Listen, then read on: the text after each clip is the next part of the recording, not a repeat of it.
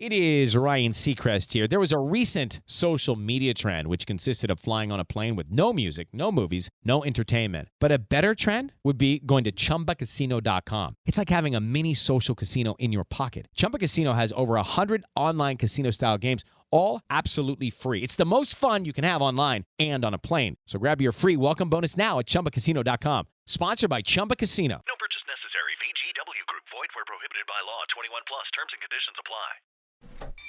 This is VOCM Open Line. Call 709-273-5211 or 1-888-590-8626. The views and opinions of this program are not necessarily those of this station. The biggest conversation in Newfoundland and Labrador starts now.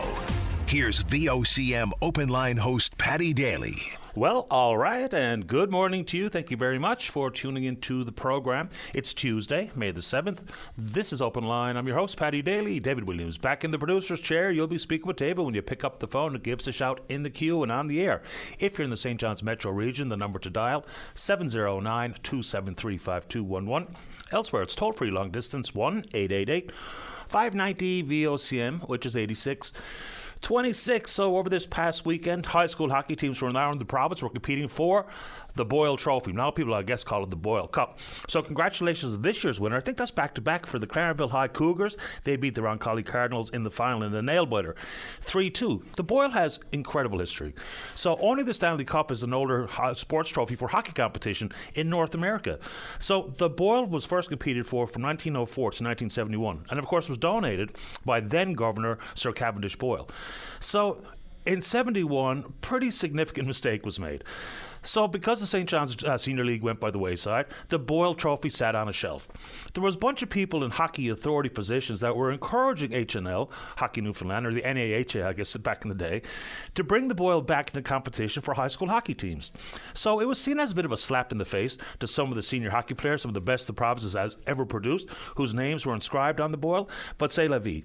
Here it is. St. Bon's has dominated the Boyle Trophy Championships. They've won 27 times. They won 16 consecutive between 1944 and 1960.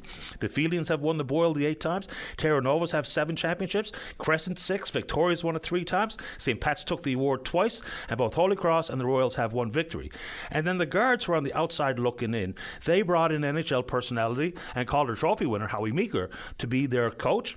And they were rewarded in 1962. And the Guards went on to win it 8 times. And just mentioned, it was the oldest sporting trophy in hockey, oldest other than the Stanley Cup. Just out of curiosity. The Stanley Cup was first awarded in 1863. So that's the 10th oldest sporting trophy in the world. The Ashes Urn, which is a cricket trophy, was first awarded in 1883. The Calcutta Cup in rugby, that was first awarded in 1879. The Calcutta Cup is awarded to the winner of England-Scotland during the Six Nations rugby tournament. The Wimbledon trophies back in 1877. The Scottish Cup in football or soccer, 1874. The Claret Jug, of course, emblematic of the British Open Championships, first awarded in 1873. The America's Cup, 1851, La-Ti-Da yacht racing. What's next? The Royal Musselburgh Old Club Cup, that's a golf championship. 1774. These are fascinating. The Scorton Silver Arrow, first awarded in 1673 in archery, and the oldest trophy in the world for sporting events is awarded in 1599. It's the Carlisle Bells for horse racing. Cool stuff. Anyway, let's keep going. Newfoundland Rogues 0-2 after going on the road to play the Kitchener-Waterloo Titans in the second round of the BSL Championships. So they're coming back to Mary Brown Centre on Friday night. Tickets are available for Friday night, but for games 4 and 5, it'll be game day sales, but they are back in town this week. And good luck to Liam Hickey and the Team Canada at the World Para Championships out in Calgary. They're undefeated so far. They get last year's bronze medalist Czechia today, so good luck to them. And the PWHL Championships are about to begin, the finals, the playoffs. So it's been a successful season by any measure. You know, big crowds, viewership pretty strong. And one of the quirky rules that they brought in for professional women's hockey is that the first place team gets to pick who they want to play out of the third and fourth place finishers. So Toronto finished first overall, coming in on a 4-game win streak. They selected Minnesota to take on in their first playoff series. That means Montreal is going to play Boston in the other semi. So it's been a pretty good season. Let's see how it wraps up here. And of course, Toronto features our very own Maggie Connors. Let's keep going. Marble Mountain. So We had a weekend scheduled at Marble Mountain, and of course, with torrential rains and the landslide, it got washed away. So people have long been concerned with the amount of money flowing from the provincial government to operations at Marble Mountain. Now, the province does say that it's an important linchpin for the economy on the West Coast and certainly for the tourism season, and it's a big draw. The numbers were way down last year. No control for the folks at Marble Mountain. The weather simply did not cooperate. It was never really cold enough to do a whole lot of man-made snowmaking either. So, there is another $1 million going for infrastructure out to Marble Mountain's operations, in addition to the $300,000 operating grant. They're trying to expand shoulder season stuff, right? So they're building a new viewing platform at the top of the mountain, trying to incorporate some more mountain biking trails, really going to target the cruise ship industry to try to get some of those passengers at Marble to get on a lift, which is a revenue generator, but nowhere near what it has been historically in the winter seasons. So back in 2018, the province went to tender. There was only 3 replies over the course of 3 years, so they went back to the drawing board. Now, Steve Crocker, the Minister of Tourism, says it is important, even though he thinks, and he says out loud, that the province should not be in the business of owning a ski hill. The problem is clear. So inside the original RFP, the hope was that someone in the private sector would come forward to want to purchase the hill, and not at fire sale prices, so says the minister, but without an operating grant coming from the province. If they're unable to make it work here and now with the well-intentioned board and the management at the hill, and they employ some 170 people in the winter season, it's hard to foresee a business model that does not require $1 million or $1.3 million per year to keep the infrastructure up to snuff, to provide the operations. The province has been involved with a facelift at Marble Villa, talking about the fact that the lodge itself is some 30 years old, starting to show its age a little bit. Beautiful facility, but the money keeps to flow, and you wonder what the long-term view will be for government's involvement. On top of that, you do wonder what has gone on after the province received the report from Moya Green's team, the Premier's Economic Recovery team, the PERT report, the Rothschild report, which all include Marble Mountain, with a variety of other big measures. And you've heard me talk about it. I might be in the minority, really curious as to what actions have taken place here, but the possibility to offload motor vehicle, the Newfoundland and Labrador Liquor Corporation, Bull Arm, and yes, the government has already started to float what the value of our equity stakes in the offshore oil fields may be, not committing to selling them, but going out to see what the value may indeed look like, which of course was also recommended by Moya Green's crew, and you would think by Rothschild, because they're the ones floating the value out there to see what the market might be able to bear. You want to take it on? We can do it. All right, so yesterday we talked about Flora's Walk. It was a walk around Kitty Vitty Lake to talk about fundraising and awareness for perinatal mental health supports. There's only one perinatal psychiatrist in the entire province. I believe she's working on the West Coast. Also over the weekend, another awareness and fundraising campaign, this time in Bowery Park. People walked in an effort to raise money for Kids Help Phone. Throughout the pandemic, call volume of Kids Help Phone soared. In last year alone, some 4.7 million calls or texts were received by Kids Help Phone across the country. So they have a target of raising some $4 million. Here in St. John's alone, they raised $15,000 over the weekend. But here in Mental Health Awareness Week, Kids Help Phone has provided a critically important service, especially for children and youth living in more rural parts of the country without easy access to mental health care. So congratulations to the organisers, and if they're so inclined, want to join us today to talk about the surge in volume, and it's available all day, every day, and of course, obviously critically important, but 4.7 million interactions in the last year alone. Amazing stuff. There's lots of root cause issues that we can get into on that front, but this one here, it's sometimes a little bit bizarre to try to talk about what they're doing in other jurisdictions and draw direct parallels with things we could or should be doing in this province. And oftentimes, tourism, Iceland, the oil business, Norway. But in this circumstance, we're going to look at what Norway has achieved in the last 3 years since they banned smartphones in middle school. The results aren't dramatic, but here we go. So here's how smartphone usage affects well-being and learning amongst children and adolescents is a concern for schools, parents and policymakers because it's a school community issue. Banning smartphones significantly decreased the healthcare take-up for psychological symptoms and diseases amongst girls in particular. Post-ban bullying also between both genders decreases. Additionally, girls' grade point averages improved. Their likelihood of attending academic high school track increases. These effects are larger for girls with low socioeconomic backgrounds.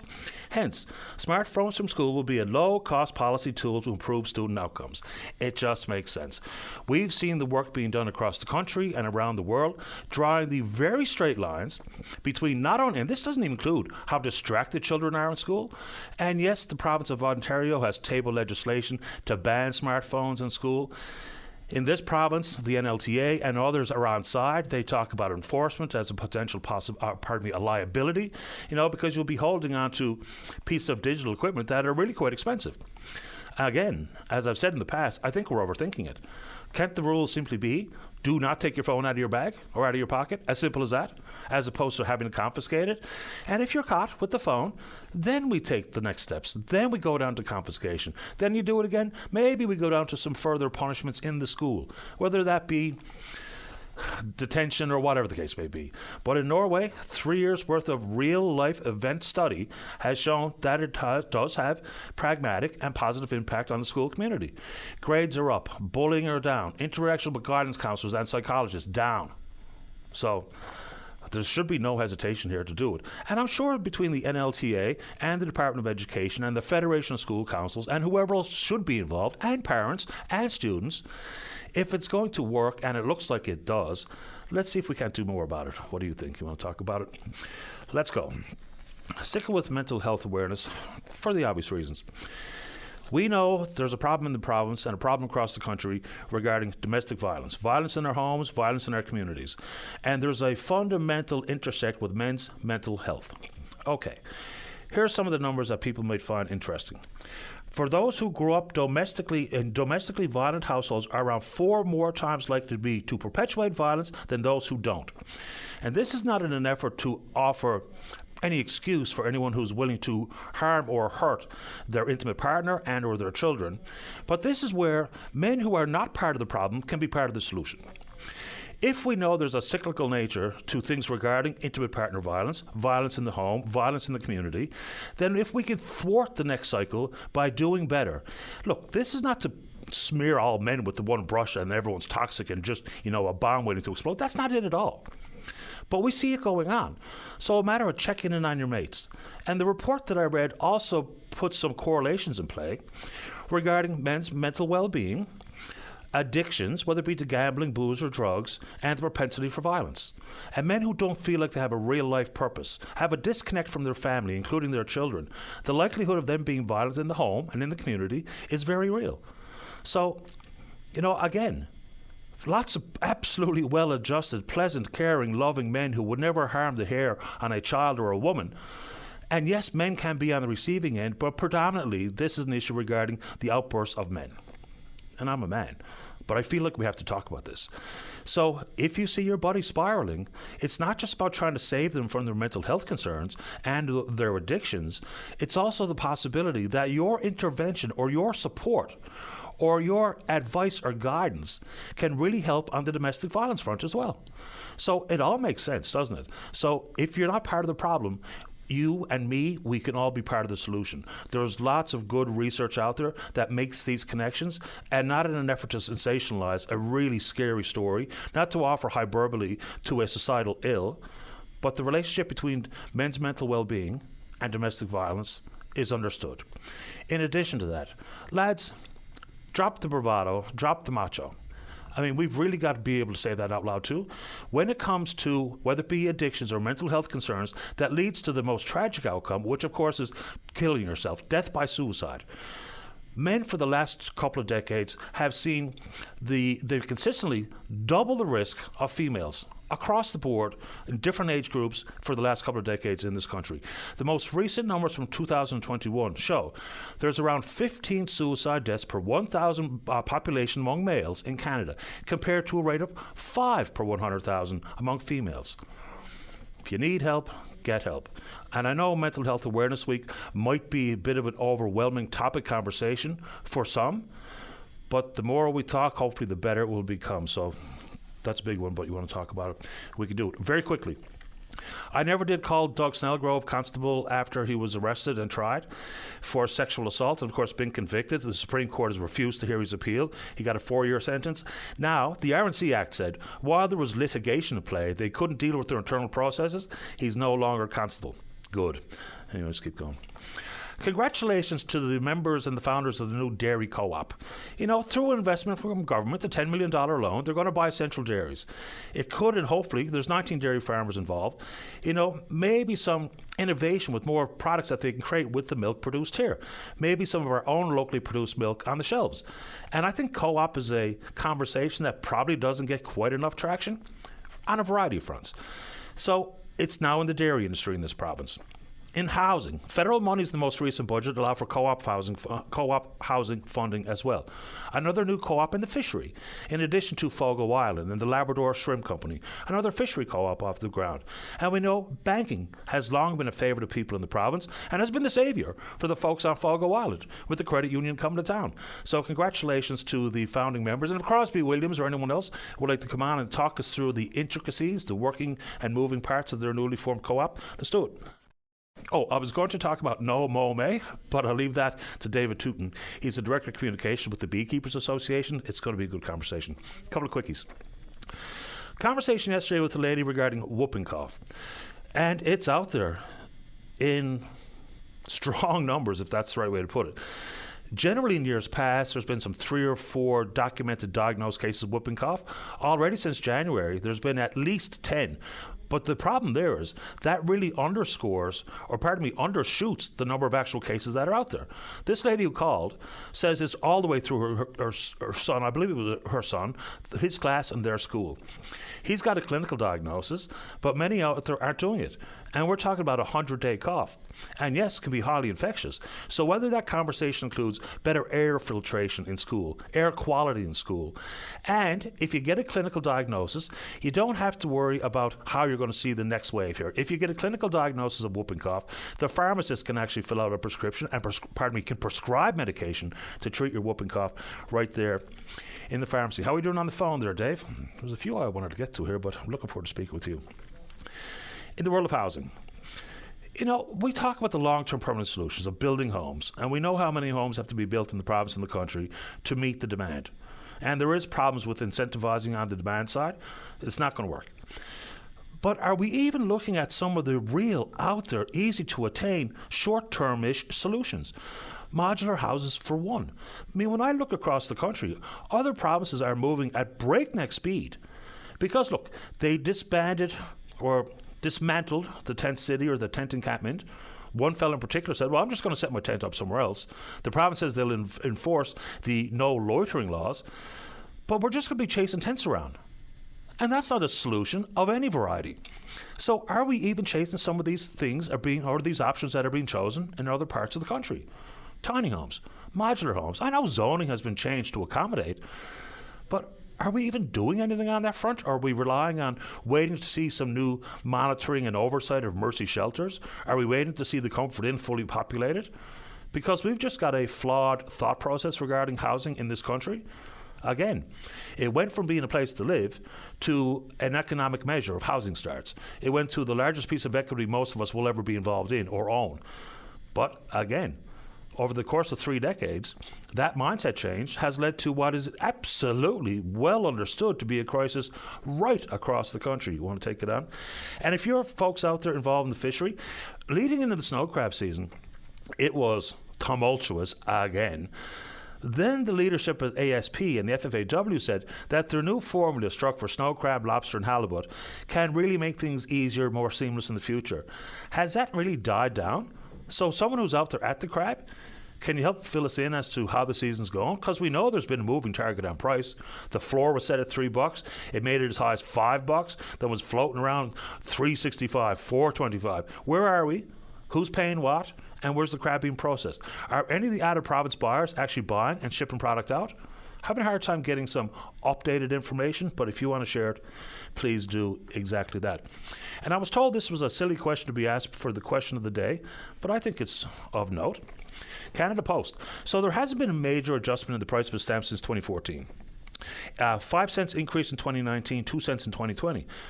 Up pretty significant now. So the price of a single stamp, I mean, get this, a single stamp for domestic mail goes up by 8 cents. It's $1.15 for a stamp.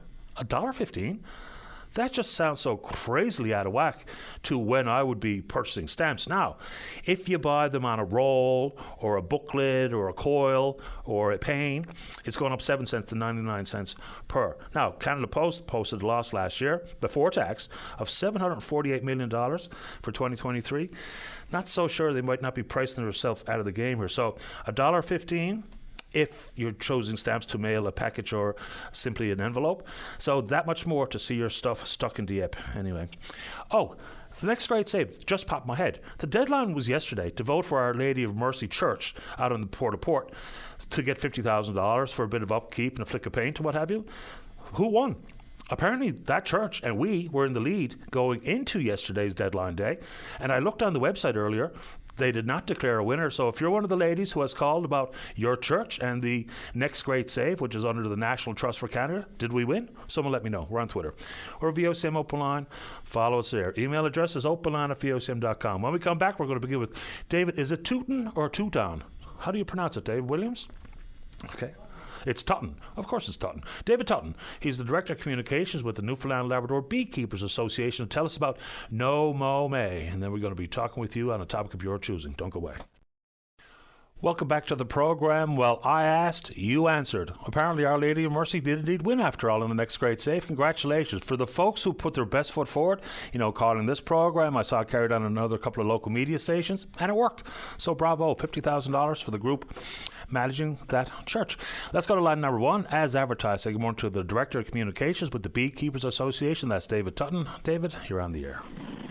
Thank you. It's good to talk to you. And don't worry, my surname gets massacred on a regular basis, so it happens. Mine too, even though it's just one syllable. I sometimes get dally, but it annoys me, so I'm sure it probably annoys you. So, Mr. Tutton, welcome to the program, sir. Tell us about No Mo May. This is a campaign that we've been running for a number of years to try to encourage folks to not cut their lawns in the month of May so that our flowering, our dandelions and our clovers and what have you come into flower to support the local bee population. And I'm not talking just honeybees, I'm talking our native bees as well. We've got 50-odd varieties of native bees here in Newfoundland that rely on the very first flowers of spring in order to get them through into summer and to actually build up their numbers and survive. And a third of all of our food is pollinated by bees, so they're really important. But unfortunately, our lawns are really an area that is dead normally for most wildlife. There's nothing there to feed them, so these dandelions and things are really important at this time of the year. However, this year we're looking a little bit different as well. We're asking if you can put a little bit of your garden aside to grow wildflowers throughout the year to help our bees. We are one of the very few places in the world that is free of a number of diseases that are affecting bees worldwide. Diseases and mites and other issues. And we want to keep it that way. But we've got to assist the bees. I mean, my crocuses are all finished, and we had really cold, wet weather, so the bees got to them on the occasional days that we had warm weather. My hyacinths are in full flower right now, but we're sitting at 7 degrees here. The bees won't fly until we hit about 8, 9, or 10 degrees. So they're not doing too much. So we go into May, and we get through into slightly warmer, and anything that will get these bees through this period is important. What kind of flowers would constitute wildflowers that you're asking people to set aside? I just lost you there. Hello? Yeah, sorry? David? I'm sorry, I lost you there. What kind of flowers? What would constitute wildflowers? Give us an example for people who might want to reserve a third of their garden for said wildflower. Well, if we can put in things that are perennials, etc., it would be wonderful. If you can grow things like thyme, if you can grow things like, there's a number of flowers, heather or things of that sort. They've bloomed throughout the year, and they're absolutely incredible. But heather, thyme, and you can have fun with your kids and plant other things as well that will do well. But if you go into a number of the stores that sell flower seeds, you will find canisters that are marked wildflowers, and they are absolutely brilliant for doing a lot of the bees. But there are things in the nurseries, your bee balms and your lavenders and all of those things that are also wonderful to put into your flower gardens to really help. And for kids, you can't grow anything better than a sunflower. I mean, they love those things. They grow really quickly. They grow really big, and they're helpful for the bees, and they're helpful for the birds and everything else. But if you can put in a bit of your garden that is really beneficial to the bees, it would really help us throughout the year. Fruit trees are wonderful to plant. I have in my garden, I've got apples, pears, plums. I've got a crab apple tree, and people come and sit on my back deck in the summer when it's in flower, and they say, "What engine have you got running?" It's not an engine; it's the number of bees attacking the flowers on my crab apple tree, and you just hear this really loud buzz, and you'd swear it was an engine running. They just go and they swarm it, and it is so important. An ordinary 250 ml jar of honey, it takes about 1 million flowers for the bees to actually do that amount of honey. So you can see how important it is to have something that is absolutely full of flowers to assist the bees. Planting heather to look like the just off the fairway of a links golf course in your homeland. Terrific. So you talk about the health of the bee population. There's long been a debate about the importation of bees, even if you have them in quarantine for X amount of time. But we've seen stories about American foul brood and the varroa mite and wiping out entire colonies. Countries are struggling with the loss of these pollinators. It's had a massive impact on agriculture, had a massive impact on food security on the domestic side. So just talk about the health of our bee population, how unique it is, because it is, if you look around the world, we have a really extremely healthy bee population. We've got to do what it takes to maintain. We have an extremely healthy bee population, and yes, the American foul brood, the European foul brood, the varroa mite, destructor mite, there are a number of other ones there that affect the queen bee, that affect the health of the general population. We don't have small hive beetles. We don't have... there's a number of things that we just don't have here. And we have got regulations in place here in Newfoundland that you cannot bring in any live insect. It's not just bees, but no live insect without a permit from the minister. You cannot bring in any used bee equipment. We can bring in brand new equipment, but not used, into the province, and these are Newfoundland regulations.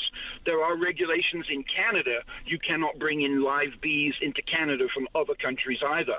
But here in Newfoundland, we've got an extra set of regulations to try to protect us, because thank God we're an island. We are surrounded by water. The bees can't get here on their own. And it is so important to the bee population here. And, you know, it only takes one, I'm going to use the word idiot, to bring in something that will absolutely decimate us. So we really need to make sure there is teeth to our regulations about bringing in anything. We stopped earlier this year. There was a company in British Columbia that was selling mason bees. And mason bees are one of our native bees here. And we suddenly found out that they were there and had to contact our provincial apiarist, and because we don't do the regulations, it is the provincial apiarist and the government that does it. And so they put out a thing to this company that they cannot be brought into the island. So once again, we don't actually police that. That is up to the provincial apiarist and the government of Newfoundland to police that. We just want to look out for regular beekeepers and commercial beekeepers on the island and ensure that everything is there in place to assist us in every way we possibly can, and make sure that the regulations are there. But again, we don't we don't enforce it. We don't do anything of that sort. We just put the information out and let people know what's going on. But yes, we are a unique area. There's not very many places left in the world that are varroa-free, that are free of the other diseases that have totally devastated beekeepers. I've got a niece in Ontario who had a number of beehives in her back garden, and she was really enjoying them, and suddenly she got wiped out. The varroa came in and really decimated, and she's lost thousands of dollars of her investment, and she's just so disgruntled by it. She said, I'm not doing beekeeping again.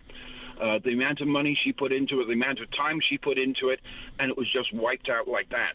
So we are so fortunate here on this island, and we need to keep it that way. Yeah, and so whether it be nosema or varroa or zombie disease, it can make its way through the entire colonies in light speed, and then once it's here, it's hard to get rid of, if not impossible to get rid of. You can't get rid of it, and we can try to control some of it, but we can't get rid of it. It's good to have you on the program this morning, David. Appreciate the information, and happy No Mo May. Well, we're doing the best we can. I'm out in schools as well, teaching in the agriculture in the classroom program. I've just done one here in Holyrood just last week. We did a special event up in Clark's Beach a little while ago. I've got a couple of classes now to do down at Bishop's Field later this week. We've got other members of our group who've been teaching out in the Clarenville area and in Corner Brook and in Gander and in Grand Falls, Windsor. We've got members all the way up into Goose Bay, Labrador, and all the way across the island. And our organization is a volunteer organization. We don't raise any funds. We don't pay our people who are in the organization. But we encourage beekeepers to join and to see what we can offer and see what we can do. And we do classes and courses and Zoom meetings, etc., to try to encourage and promote beekeeping in this province. It's so important, so important. And, we really should do something to help protect our bees and to keep that going. And I really do appreciate the fact that you've put us onto the airways and get our information out there. It really is wonderful, and thank you ever so much for doing that. Happy to do it. So many more people are now backyard beekeepers. It's truly amazing. Nice to have you on the show, David. Appreciate the time. Thank you ever so much. I really appreciate it. You're welcome, sir. Take good care. Thank you. Bye-bye. Yeah. Bye. David Tutton, he's the Director of Communications with the Newfoundland Labrador Beekeepers Association, the Bee. Not to be feared, to be revered. Let's take a break. Don't go away. Welcome back to the show. Let's go to line number 2. John, you're on the air. Good morning, Paddy. How are you? I'm doing okay. Thanks for asking. How you doing? Not too bad, boy. First of all, I want to state that I'm not accusing anybody of anything, but I live down Anjanette Trailer Park down there. And a lady called me the other morning, said my cat was bleeding pretty bad, so I went over and brought him home. I figured out after I'm not 100% sure he got caught on one of those sticky pads for rats. His paws were tore up, and the smell. Anybody who knows that use sticky pads for trying to trap rats, you know by the smell of them. You know what I'm saying? Yep. So anyway, she let me know her cat wasn't feeling well, and she texted me yesterday and said that she had to get her cat put down because it got into rat poison. And I lost one about a year and a half ago. Same thing, I had to take to the vet because it got into rat poison. So I don't know. I mean, if you're putting rat poison out, at least put it somewhere where animals can, only rats can't get at it. I mean, it's possible that I'm hoping that it was an accidental act, we say. You know what I mean? I hope so too. Now, it's a tricky piece of business to try to protect children and family pets from some of these traps and sticky pads and some of the poison that's put out there. It's always a good idea to try to do the best you can. If you don't have the money to hire professional exterminators, those companies, then try to mimic what they do with the type of capture traps that they put out, because cats and dogs won't make their way into some of those rat traps, those little black boxes we see around. So it's worthwhile entertaining that. And look, I don't know if anyone anyone's doing anything on purpose. But, John, there's been stories of certain trails here in and around town where people were putting poison inside hot dogs. And now that's on purpose. They're trying to kill an animal when they do that. Because, of course, if a dog comes along, sees a bit of a hot dog, that hot dog is going to be eaten for sure. So people were finding hot dogs with poison inside them. So some people are just evil, I guess. Yeah, you got to remember. My cat now. He managed to get out again this morning now, but he won't eat. Only he'll eat his cat food. He won't eat no human food at all. There's one thing good about him. But he did get caught in one of those sticky pads. You know what I mean? That's the second one I was ever getting in trouble. But you got to remember. I don't know what I'd rather have run around my door, a cat or a big old rat. You know what I mean? I'm pretty sure I know what the answer is. You know. These animals are catching these rats and keeping them away, because I've been down there 8 years, and since I got a cat down there, I never had none around, I never seen none around. But when I first went there, geez, they were everywhere, you know. So I'm hoping that it was. If you're putting poison up, just please put it somewhere that these animals, try to put it somewhere where these animals can't get out of it. These are family pets, and my cat, there's no way of keeping him in the house. He's not going to stay in the house, because if he do, he's going to tear the house up. And that's not good. And most cats, I don't know what the percentage is for outdoor cats versus indoor cats, but I'm sure happy enough that we have 2 or 3 outdoor cats in our neighborhood to try to police the rodent population. But, John, if someone's doing something on purpose, or they're just being reckless or thoughtless with how they're putting out their rat traps or sticky pads or poison, please do be mindful of it. Because even when you hear the professionals, advertising on the radio or television, they quite clearly say things like, we are very mindful in setting our traps away from the opportunity to hurt children and or family pets. So if they're thinking about it, maybe we should all think about it. That's right. Yeah. Like I said, just be careful and let the people know down here. Keep an eye out for your cats. If you see anything suspicious, just keep an eye out. There's a sin to be doing that to animals. When I bought that one down last year, boy, when I did find him, he was in hard shape, and I bought him down. And it's a hard thing to have to do, but sometimes you've got no other choice but take him and get him put down. You know what I mean? It's not fit, Yeah, sometimes that's the option, as difficult as it is. John, I appreciate the heads up for folks living in and around the Anjanette Park. Yeah. Also, Paddy, if I got time for a minute, Nevaeh's Lemonade Stand, Sunday, June the 15th at the Paradise Ice Complex. We're hoping that everybody's going to show up again. We actually got the Masters of Lynn playing there that day, making the ballpoints, the swinging bells, and the usual, the performers and the cheerleaders and lemonade. We got bouncy castle, face painting, tattoos, princesses, food trucks, and an antique car show. And this year is the 10th anniversary of Nevaeh's Lemonade Stand. It's amazing, and her legacy and her memories being celebrated every year, which is good for you and the family. And John, you said June 15? June 15th at the Paradise Ice Complex. Yep. And it's on a Sunday, so rain or shine, we're going to have it because we're going to be inside. And hopefully we'll be able to have the car show sunny. And hopefully all of our friends, as usual, will show up for the car show. And, we got a couple of good lineups for music and stuff, which is going to be good. And I hope anybody else is interested in playing a few tunes, they're more than welcome to get a hold of us. And, it's only a fun day for all. Well, make sure, John, give us another call closer to so we can spread the word. I certainly will, sir. Thank you very much. Appreciate your time. Take good care of yourself. Take care. Bye-bye. Okay, bye. Bye, John. Let's keep rolling. Let's go to line number 3. Kenny, you're on the air. Hi, Kenny. Yes. Hi there. I'm here. Yeah. I was saying, I got a blister pack. There's pills in it. There's morning and night. A blister pack of pharmaceuticals, of drugs? Yeah. Okay. And what about it? So, yeah. He wants me to take my Caesar Pro at 1 pack and take one at the night pack. Like go back and forth. Okay, so is the problem that it's confusing and you lose track, or what's the concern? I get dizzy. Okay. I get dizzy.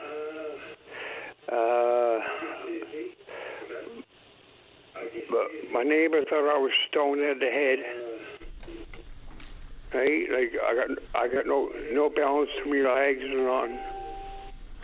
Is that a warning that you're aware of before you start taking those drugs, that the side effects like lack of balance or dizziness or what have you? Is that what they tell you is going to happen? I don't know, right? Because, there, a couple, 3 days ago, I had a seizure down in the hospital. I had it right in front of the nurse. I just fell down and don't remember. Well, that's always scary when you have that type of interaction with the drug. The side effect is real. So when it happened at the hospital, I think that's what you said, then what happened? Oh, they kept me in for a couple hours. Yep. And when I got up, he looked at me, right, and he said I can go home. So I did that. I come home. When's the last time you had a review of your prescriptions, whether it be with the pharmacist or at your drugstore or anywhere else? I don't remember. Okay, I'm going to give you a number because maybe that's a good idea. There might be better options out there for you that maybe if you haven't had that type of review or consultation, maybe there's something else that can change for the better. Do you want me to give you a number to call? Oh, no, I'll get the pen. All right, grab a pen and turn on the radio too. Yep.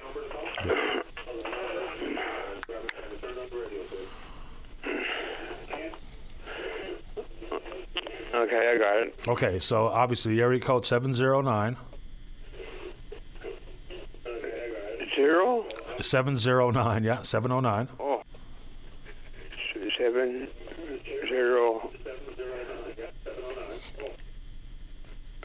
You got the 9? Yep. Okay, then it's 864. 864. Yeah. 22. 22. 74. 74. Yeah, call them and tell them you'd like to have a review of the medication you're taking for your seizures, and they'll be able to help you out. Yeah, because when I'm in the house, I'm walking down the hallway. Well, I might just fall on my face a couple times. And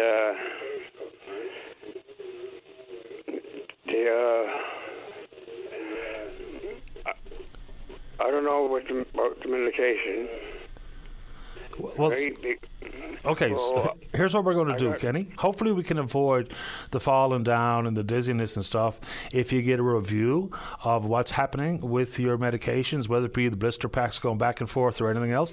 So if you call that number that I just gave you, tell him you'd like to do exactly that. You'd like to have one of the pharmacists there help you review your medication and talk about some of the impacts that it's having on you. How's that? Do that for me. Yeah, well... Quickly. I got neurofibrosis. Okay. And I got tumors all over my body. That's unfortunate. And I was over to town, had an X-ray done, right? And now I got something on my spine, and now I go over on the 9th to see what they're going to do. Okay, well, hopefully that all works out and you get the help, the test, and the treatment you need. But with your drugs, call that number, ask them to help you review the drugs that you're taking, the drugs that have been prescribed, and we'll leave it at that for today. But I wish you good luck, Kenny. All right, sir. Okay, all the best. Yeah. Okay, bye-bye. All right, let's take that break. Don't go away. Welcome back to the show. Let's go to line number 4. Say good morning to the city councillor serving the folks of Ward 4. It's Tom Davis. Morning, Tom. You're on the air. Good morning, Patty. Let's throw out a couple of bouquets. There's a group of girls that were picking up garbage up in the pole line up in Kemano Terrace. As well, Mun Hope, which is a group at Mun that works toward the environment. I gave them a hand on Sunday cleaning up around Churchill Square. And last night, Waterford Valley Rotary Group, I was out with them.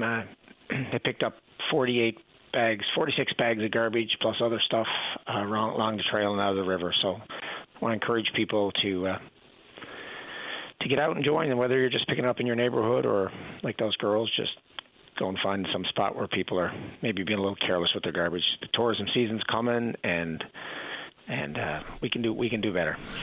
Of course we could. And, there's going to be the annual blame it on the person who sold you the product. So it's not the coffee company's fault. It's not the fast food restaurant's fault. It's your fault if you throw it on the ground. I will wonder aloud where the province is in trying to create this program for people to pay out their outstanding fines by doing community service, which would obviously include some cleanups, maybe some graffiti cleaning and what have you.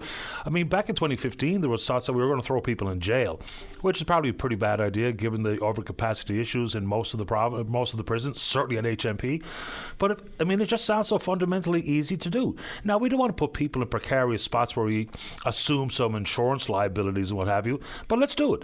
I mean, if the province has been kicking it around for literally years and years, let's see if we can get that going, because it's not just about tourism. It makes me ill to see just how dirty the place is.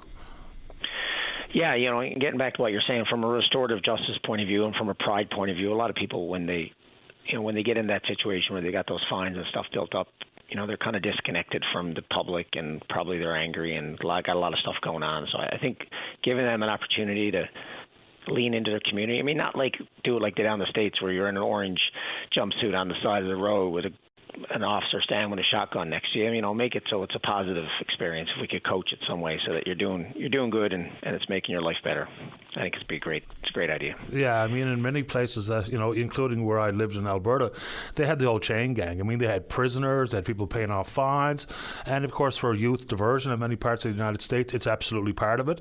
On top of the slap on the wrist and the write the essay for the juvenile diversion program, they're out there doing stuff like cleaning up the parks. Simple. Anyway, Tom, I know that's not what you want to talk about. Go ahead. Well, also, this Sunday coming at 1 o'clock, we're going to, Munhope, it's going to be meeting down by the Mary Brown Center. We're going to do a little bit of a cleanup in that area, so invite people in between Mother's Day dinners or whatever to drop on down. Got a lot of work to do down there. This week is Compost Week, and 1/3 of the waste that we put out is organic, so it can be composted, and I know there's a lot of concerns with composting. However, I've been doing it forever. I haven't had any issues with road and stuff. The new bins with the city now and a lot of municipalities, you can do a little program with the city in conjunction with the Munn Botanical Garden, and then we will actually deliver a bin to you for $75. They're the tumbling bins, so they're above the ground, and that keeps the rats and rodents away. And want to encourage people to, contact your community if you're not in St. John's, or reach out to the city or reach out to me, whatever. We basically want to try and reduce how much of the organics are going into the landfill. Not only does it fill the landfill up, but organic waste, when it gets into a landfill, it doesn't break down. It doesn't break down aerobically, which is how stuff generally breaks down with oxygen. It breaks down anaerobically, and one of the byproducts of that is methane. Down at the dump, we actually capture the methane, but it's not a positive thing down there. So we encourage people to get a composter if it fits into your life, and try and detour, because the Robin Hood landfill takes all the garbage that comes east of Clarenville. So no matter who's listening, and then there's Norris Arm takes for Central. So encourage everybody who's listening to the program to reach out to your community. I know MMSB works with the communities to subsidize the composting bins. Yeah, I mean, it's organics is the key here. I mean, if people are greasing it with meat or fish or even eggshells and the like, you're basically inviting the rat in. And I mean, some of the solid-sided composting bins and the rounded edges have proven to be much more inconvenient for the rodent population. Plus, it's just the fundamentals of maybe giving it a smack with a stick every day, because they like to be very secretive souls. They don't like to be disturbed. Make sure you turn it repeatedly, and biochar, whatever else you're going to use. But if you grease it at all, you are absolutely inviting the rodents to come make it their home. Yeah, keep the meats, eggs, and dairies out of there. And some people say grains too, so do a bit of research. I haven't done the course that Botanical Gardens are offering, so I think I'm going to take the time to do that and see what they have to say about the grains. Well, if the grains have been, for instance, if you're feeding through a bird feeder, which is a problem when we have the prevalence of frounce and other diseases out there, no doubt about it, backyard bird feeders and the grains put in them also are a problem if you don't like rats, because the birds land as gently as they possibly can, but not everything's a butterfly, so inevitably some of the grains will be on the ground. Who likes the grains? The rats. They do, and nobody likes rats. I know yourself included. I can't handle it. Simple as that. Okay, so I want to bring around to a public service announcement. This is only just for the city of St. John's. The new Federal Housing Accelerator Fund, as it relates to the city, which we've signed on to, is encouraging increased density. And there's some consequences as we revise once again our envision development regulations. And so coming up on Wednesday, May the 22nd, there's an in-person meeting down at City Hall from 7 p.m. to 9 p.m. And then on Thursday, May 23rd, there's a virtual meeting. And it's important for people to listen up to what I'm about to say, because it's making things that used to be discretionary use in neighborhoods a permitted use, which means that as long as the developer is following the regulations, this won't go to a public hearing. Neighbors won't have to be notified. And the type of things that we're talking about would be like triplexes, fourplexes, tiny home dwellings, backyard suites, subsidiary dwellings, cluster developments is where you have multiple buildings, townhouses, triplexes, fourplexes, or apartment buildings. Apartment buildings, again, will go from discretion use to permitted use in residential areas. Not all of them, but like R2, R3, RD, RM, if that means anything to people. But if it doesn't mean anything to you, you should look it up and you should come to the meeting. And also building heights are going up, by 20% or so, 50 or 20%, what's going to be allowed. So all that is positive for the bottom line of the city and ultimately to the taxpayers who pay the property taxes, because the more dense we can get, the less money we have to spend per linear foot of road to plow it and to do all the maintain the roads. However, for people who like their neighborhoods maybe the way they are right now, this potentially is going to change it. And one thing I want to head off is, and you hear it all the time, we don't want low-income housing in our neighborhood. We've got to try and change our mindset towards the fact that someone who might live in a smaller residence is not necessarily someone who's going to be low income. There's lots of people who want a simpler life. There's people who just can't afford it, but aren't how we determine as being maybe the undesirable aspect. And it's just not fair to be labeling people negatively, no matter what their circumstance or what their choices are. But it is something I want to make people aware of, because it is coming up, and we want to make sure that everybody engages with the process. Yeah, I mean, they had that concern out, I think it was in Carbonear, where a developer came forward and was going to have a blend of homes, including low-income housing, and then all of a sudden the residents pushed back when they had really solid plans in place, because I guess what people do, unfortunately, more often than not, is judge book by covers, that type of stuff. Look, there can be people in low-income housing who are absolute nuisances, but that doesn't mean they all are. I guarantee you, without a shadow of a doubt, you can drive through King William Estates today and encounter more than one idiot. I mean, a lot of our children are not going to be able to afford these large bungalows and homes that we've come to assume as being the norm. I mean, they need to live places. Our parents potentially don't, when they move out of these big homes, they need to have a place to live. Immigrants are used to living in much, much, much smaller spaces because of where they come from. The population density is so much higher. And I think a lot of people probably are starting to come to terms with the fact that all this space we don't need, we have to maintain it. We have to pay property tax and mortgages and everything on it. So I just want to encourage people to be open to this process and understand in the long run it is in our collective best interest. However, we don't want people to be surprised. So please take part in the consultations, ask your questions. You can reach out to me, T. Davis at stjohns.ca, or your counselor or the city for more information. I appreciate the time, Tom. Thank you. Thank you. Take care, everyone. You too. Bye-bye. I mean, things are going to change. And I mean, change is hard. All that being said, change is the only constant. Let's go ahead and take a break for the news. Plenty of time to speak with you. The topic entirely up to you. If you're in the St. John's Metro region, 709-273-5211. Elsewhere, toll-free long distance, 1-888-590-VOCM, which is 8626. We're taking a break and then we're coming back. Welcome back to the program. Let's roll to line number 2. Barry, you're on the air. Good morning, Patty. Thanks for taking my call. No problem. Patty, just calling you this morning about the food fishery. Still haven't heard any word of it, about any kind of announcement or any kind of response to the petition that was presented. As you know, I've been a long-time advocate for the food fishery, and I've offered different suggestions as well. And a couple of the suggestions that I'm offering are, one, give us back to 3 weeks in the summer and the week in September, along with the weekends in July and August. That went over really well with most people. The week in September, though, usually is a write-off because of the wind, as we talked about before. And my suggestion now is put instead of the week in September, put that in the weekends in September. It might be better.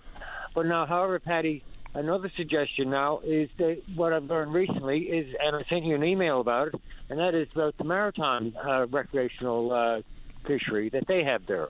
Now, most people think that it starts in February, which it does, but that's usually for mackerel, haddock, or some other kind of species, except for cod. Yeah. But the new season that I just noticed is that they can retain codfish, 5 cod per day, from the third weekend in the third Saturday in June, right up to I believe, Labor Day weekend.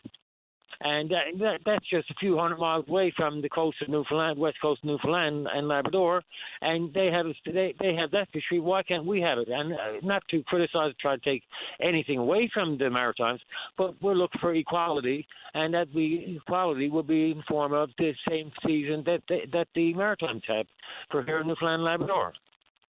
For sure. I mean, and people aren't aware, possibly there's a recreational scallop fishery, which is all year long.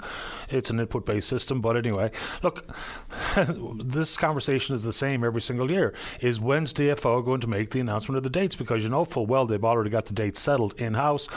I'm going to guess last year was Saturday the 1st of July. I'm going to guess it's going to be the 28th of June. That Saturday it's going to open. It's going to look very much like it did last year. I don't know if the petition tabled by Clifford Small is going to get any traction whatsoever. It was pretty ambitious. I know people think that it's a great idea to expand it in large part. I believe their goal was from 39 days to 90 days. But it'd be nice to know. And apparently, no, I guess it's a real thing. Some people actually plan their holidays around stuff like this. So if that's the case and DFO knows what's happening, then why don't they just announce it? I'll never for the life of me understand the hesitation to put the dates out there. Patty, you're worried about the people wanting to plan their holidays. And, Patty, I sound like a broken darn record because we seem to be talking about the same thing every year. In every capacity inside the fishery, recreational or otherwise. Right? And it's time for them to make some kind of decision. And especially now, Patty, go back to the boat limit once again, because it's there. You know, we got that email from DFO 2 years in a row that said that there is no boat limit, but yet in the regulations and in black and white paper, it still says boat limit 15 fish per 15 fish per boat trip. Yeah, I suppose I'm just guessing here now that the thought process behind that is that they'd like people to just take that many fish per trip. But the fact of the matter is, inside the email from a DFO official said quite clearly that, for instance, if you have a vessel safe enough for 5 people, they can all take 5. No one's going to see any enforcement or fine or punishment as a result. But it's another example of, just be clear. But, I mean, I guess it is to try to keep control of the amount of fish people are taking. And I don't want fisheries cops on every wharf. But, you know, the concept of folks out there who are probably encouraging these types of messages come from DFO, because we know that folks abuse it. Of course they do. And I've admitted in the past, there's a buddy of mine who does it. He's out there all day long, every day that it's open. And it's just not great. And people know he's at it, and consequently that's where some of the rules are as tight as they are. Yeah, yes, indeed. And, you know, it just baffles the mind how DFO just continually treats Newfoundland and Labrador with how they do. And, you know, it's an insult, slap in the face. And I don't know what else to say. What are we asking for? We're just asking for equality. We're asking for sensitivity, and we're asking for some kind of timely response, which should be expected from BFO with the food fishery, so people can plan their holidays, people can get on with their lives and have some kind of semblance to the summer and not have to be rushing out.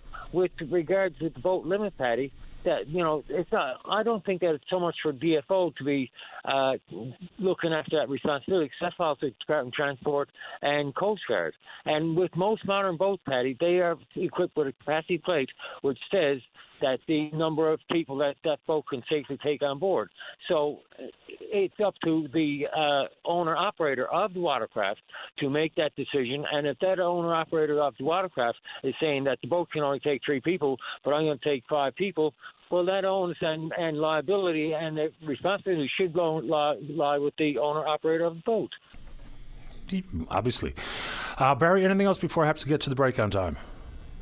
Just one quick last thing there, Paddy, about sharing the harvest. Again, folks, I just implore people to look in their deep freeze, and I'm not suggesting to give out any bad food, but just look in your deep freezer and just make a donation to the food banks, please. It's time. The food insecurity issue is very, very large, and you wouldn't believe the response that you get. Just bring it down to the food banks, and I'm sure that the food banks will accept it. Of course. Appreciate the time. Thanks, Barry. As always, been a pleasure, Paddy. My pleasure. Take good care. All right, bye-bye. Yeah, I mean, you can probably guess with certain amount of certainty about when it's going to start this year and the course it's going to run. Let's take a break. When we come back, the price of crab, mini splits, dental plan, whatever you want to talk about, don't go away. Welcome back to the program. Let's go to line number 1 and say good morning to the independent member from Mount Pearl Southlands. It's Paul Lane. Paul, you're on the air. Good morning, Paddy. Good morning. Paddy, I just wanted to pick up, I guess, where we left off during Friday because we only had like a minute or so at the end, and then I got kind of cut out. I was actually in Gander at the time. So I just wanted to just bring up a couple of issues about the budget because obviously the provincial budget is important, should be important to us all, and sometimes, the information that, government would put out, regardless of who the government is, and the things they highlight are not always doesn't always paint, I guess, the true picture. So there's a couple of things I want to put out there again this morning. So first of all, in the budget, the minister says, and rightfully so, that our credit rating has improved, and that's a good thing. We have better liquidity. And this year our deficit within the budget is $152 million, down substantially from what it's been for the last previous budgets, and that's a good thing. But the part that that we should have a balanced budget next year, that's all good. The part that doesn't really get the emphasis, and it's important that we all understand this. I'm not saying, that it's, that they're doing a terrible job or anything like that. But the part that we all just need to always be aware of is the fact that, for example, with this budget, we are borrowing $3 billion again this year, $3 billion with a B. Now, I think it's like 2.8.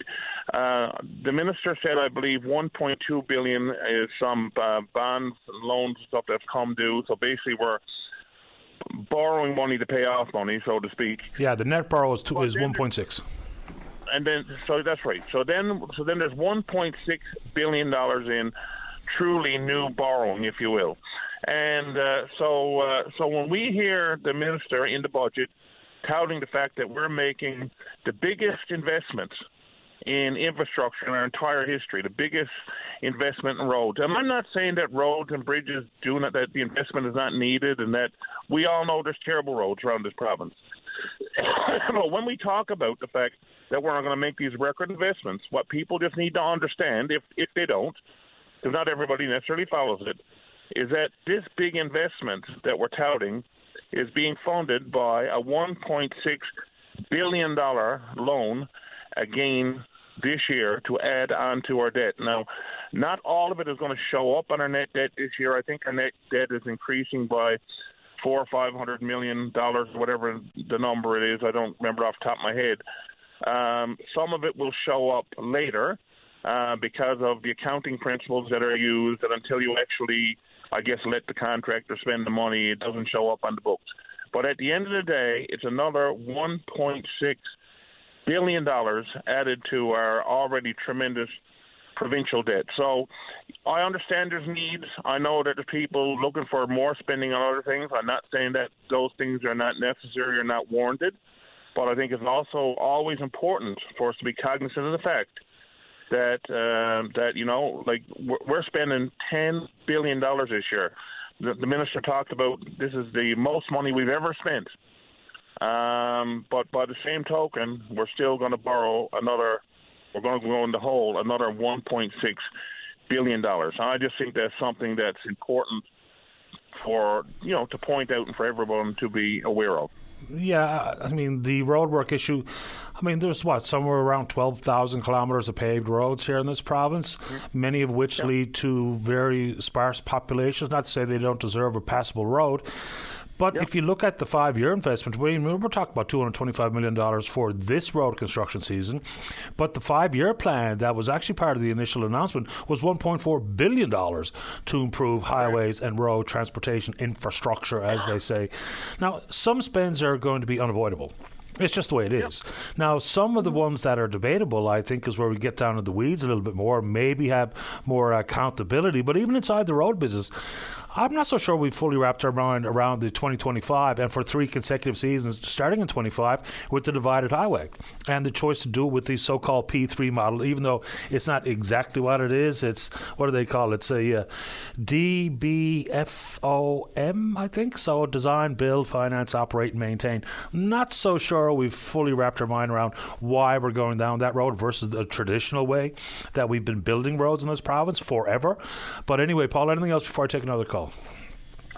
No, Paddy, I wanted to highlight that. I did also want to just mention, I guess, the concept of the Future Fund. And again, the Future Fund is not a bad idea in concept. And I would liken it to the fact that, if you were looking at your own personal finances, like financial advisors would probably tell you that you should have like 3 months worth of paychecks in the bank as a contingency or an emergency fund or whatever the case might be. That would be like sort of a best practice.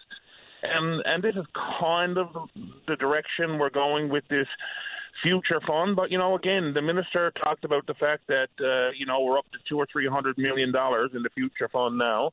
And in 10 years, we'll be up to $1.6 billion, which could be used to pay down debt. But then again, we're borrowing $1.6 billion this year. So we're saving money.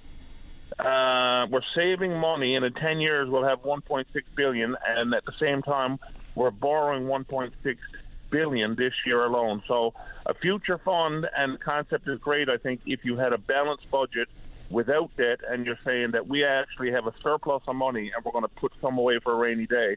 But if you're going to put money away for a rainy day and then have to get that money by going to the bank or the bond agencies and borrowing money, I'm not sure that makes a whole lot of sense either. But again, that's just another nuance of the budget that, may not always be top of mind when people are thinking about it, because they're kind of looking at, okay, am I getting a new school? Am I getting my road done? Whatever.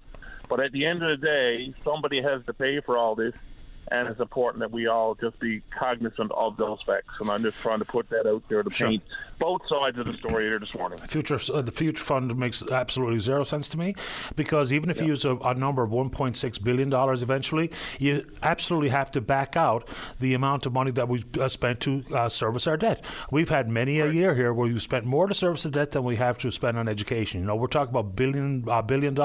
And just look at the number on the federal front. Unbelievable. Paul, I appreciate the time. I'm going to get another call on here. Thank you, Paddy. All the very best. You too. Bye-bye. All right, let's keep rolling here. Let's go to line number 3. Jim, you're on the air. Good morning, Mr. Daly. How are you? Excellent, sir. How about you? Oh, can't complain. Now, just a few words about the minister. Of course, I've got one in my house. As I heard you say, you also got one in. I do. And to let you know that I'm really, really pleased with mine. You got all kinds of heat, no problem whatsoever. AC when you need a beautiful machine, okay? Now, the other side of the coin is the repairs on these machines, to which we were given no information whatsoever. When the guy came to my place to sell me the unit, his exact words were when the story was off and decided I'm going to take the machine, you got 12 years, 100% warranty. It's not going to cost you a penny. If that machine breaks down, we come out, we repair it, we turn it back on. Thank you very much. Okay. So if you have a 12-year warranty, you have a Dakin. Yes, I do. Yeah. Okay. Now, so like they say, the devil is in the details. Well, I'll give you some of the details, and then you'll know the devil I'm talking about. First of all, if they had to tell me any of this, what I'm going to tell you, I would have said thanks, but no thanks. I would never have bought it, okay? It's $185 to come from St. John's. Now, I live just off Roach's Line, okay? So it's $185 to come from St. John's, $185 to assess the problem, and $185 to go back. So right off the bat, I got $600 gone there. Yep. All right, so I called these guys, and they basically diagnosed mine over the phone. So they told me the coil was gone. So they said, okay, when the coil comes in, we'll come out and replace it for you. So he came out, no problem whatsoever. I know I got $600 gone. That's okay. I can live with that because it's not going to cost me nothing else because the warranty is covering everything else. And to find out, when the guy went to put the coil in, before he took the coil out, he charged me $160 to pressurize it. Okay? That's on top of my $600 I've already spent. So now he puts the coil in. Now, in order to hook up the lines for the coil, he charged me to weld the lines together. That's another $140. And then I figure, okay, everything is good to go. We got it all done. Hold on there for a minute.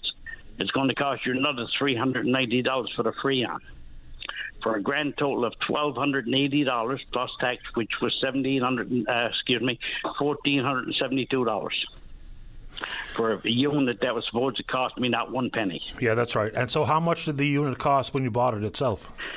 I paid, I think originally, I can't remember the exact number, I think it was $6,000, and I got a $1,500 rebate, so I'm roughly out of pocket $4,500 for the unit. Now, that was a double-head unit, okay? Yep. $4,500, plus I got the rebate of $1,500. Yeah, I like mine, and I think the cost recovery model for us is around 3 years or less, which is really quite good. I haven't had to avail of any warranty coverage at this point, but I did ask about things like service call fees and those types of things, so I kind of know what I'm getting myself into. But I think your warning is fair. You know, it's like everything else in this world. Sometimes things sound really good and really inexpensive, and the cost recovery models will be described and all the rest of it. But ask those questions. And why wouldn't you? Because I didn't have to pay the exorbitant service fee I wouldn't have to pay the exorbitant service fee you did, because the company I bought it from isn't too far from my own home. But absolutely, ask everything. So get them to walk you through the warranty. Okay, this goes wrong, and pressurized, and Freon, and service fees. All those types of things are questions that people should be asking. Of course they should.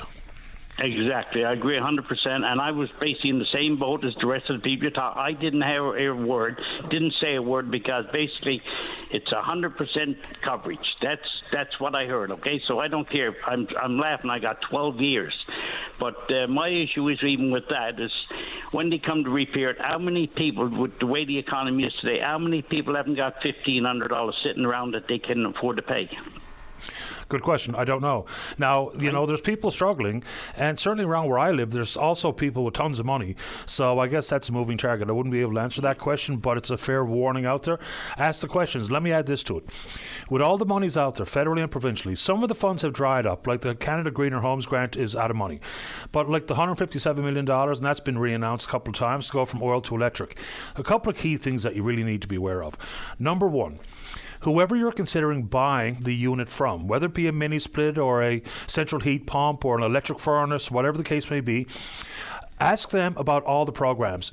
It's their job to help walk you through the different provincial and federal pots of money that might be helpful to you. Secondly, call your insurance company, because you've got to know whether or not they're going to include a full-on reliance on a central heat pump or an electric furnace as the primary source of heat. So those two things you really have to do. And then when you decide to pull the trigger, philosophically, ask all the questions that Jim is warning you about today.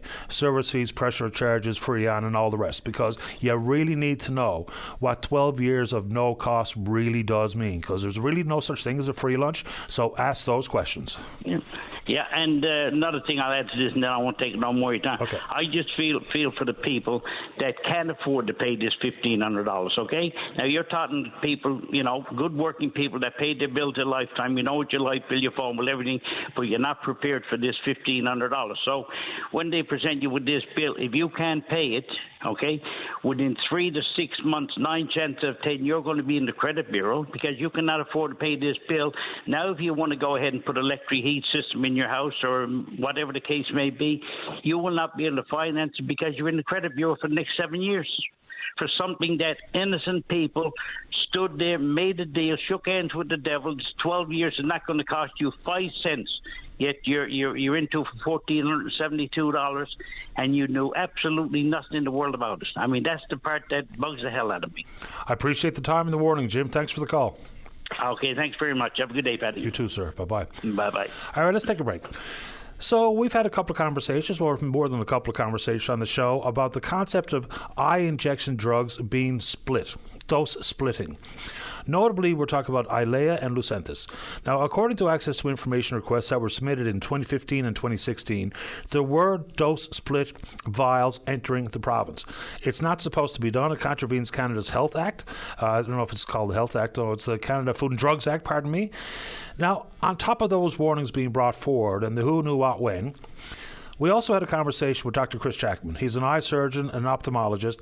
Talk about the fact that some of the other drug options out there, like Avastin, and he has never seen this type of dose splitting in all his years of operating as a surgeon. But we know at some point in our history, it was happening. So Ken Dix was one of the people that really raised the alarm bells and the red flags on this particular issue. We spoke with Imelda, who suffered an eye infection, which is still a possibility, even if you used the pristine vial that was supplied by any of these drug companies. There's a risk, albeit minimal. So I guess in an effort to respond to what we heard from Dr. Jackman, pharmacist Ken Dix is in the queue right after this. Don't go away. Welcome back to the show. Let's go to line number 2. Good morning, Ken Dix. You're on the air. Hello, Patty. How are you today? I'm well, thank you. How about you? Good. Not too bad at all, thank you. Someday we'll have a conversation about coaching hockey. Sounds good to me. Okay, but not today. I just wanted to touch base with you on Dr. Jackman's call, and just let you know that his comments were quite welcome. My investigation or interest in this was really at source. So as a pharmacist, the things that I recognized would have been, dose splitting activity, the enterprise, the deceit, the fraud, all that sort of stuff. But it's really good to have somebody who's closer to the destination, and the patient is the destination. The difficulty in when you're dealing with counterfeit product is the counterfeiter knows what they're doing.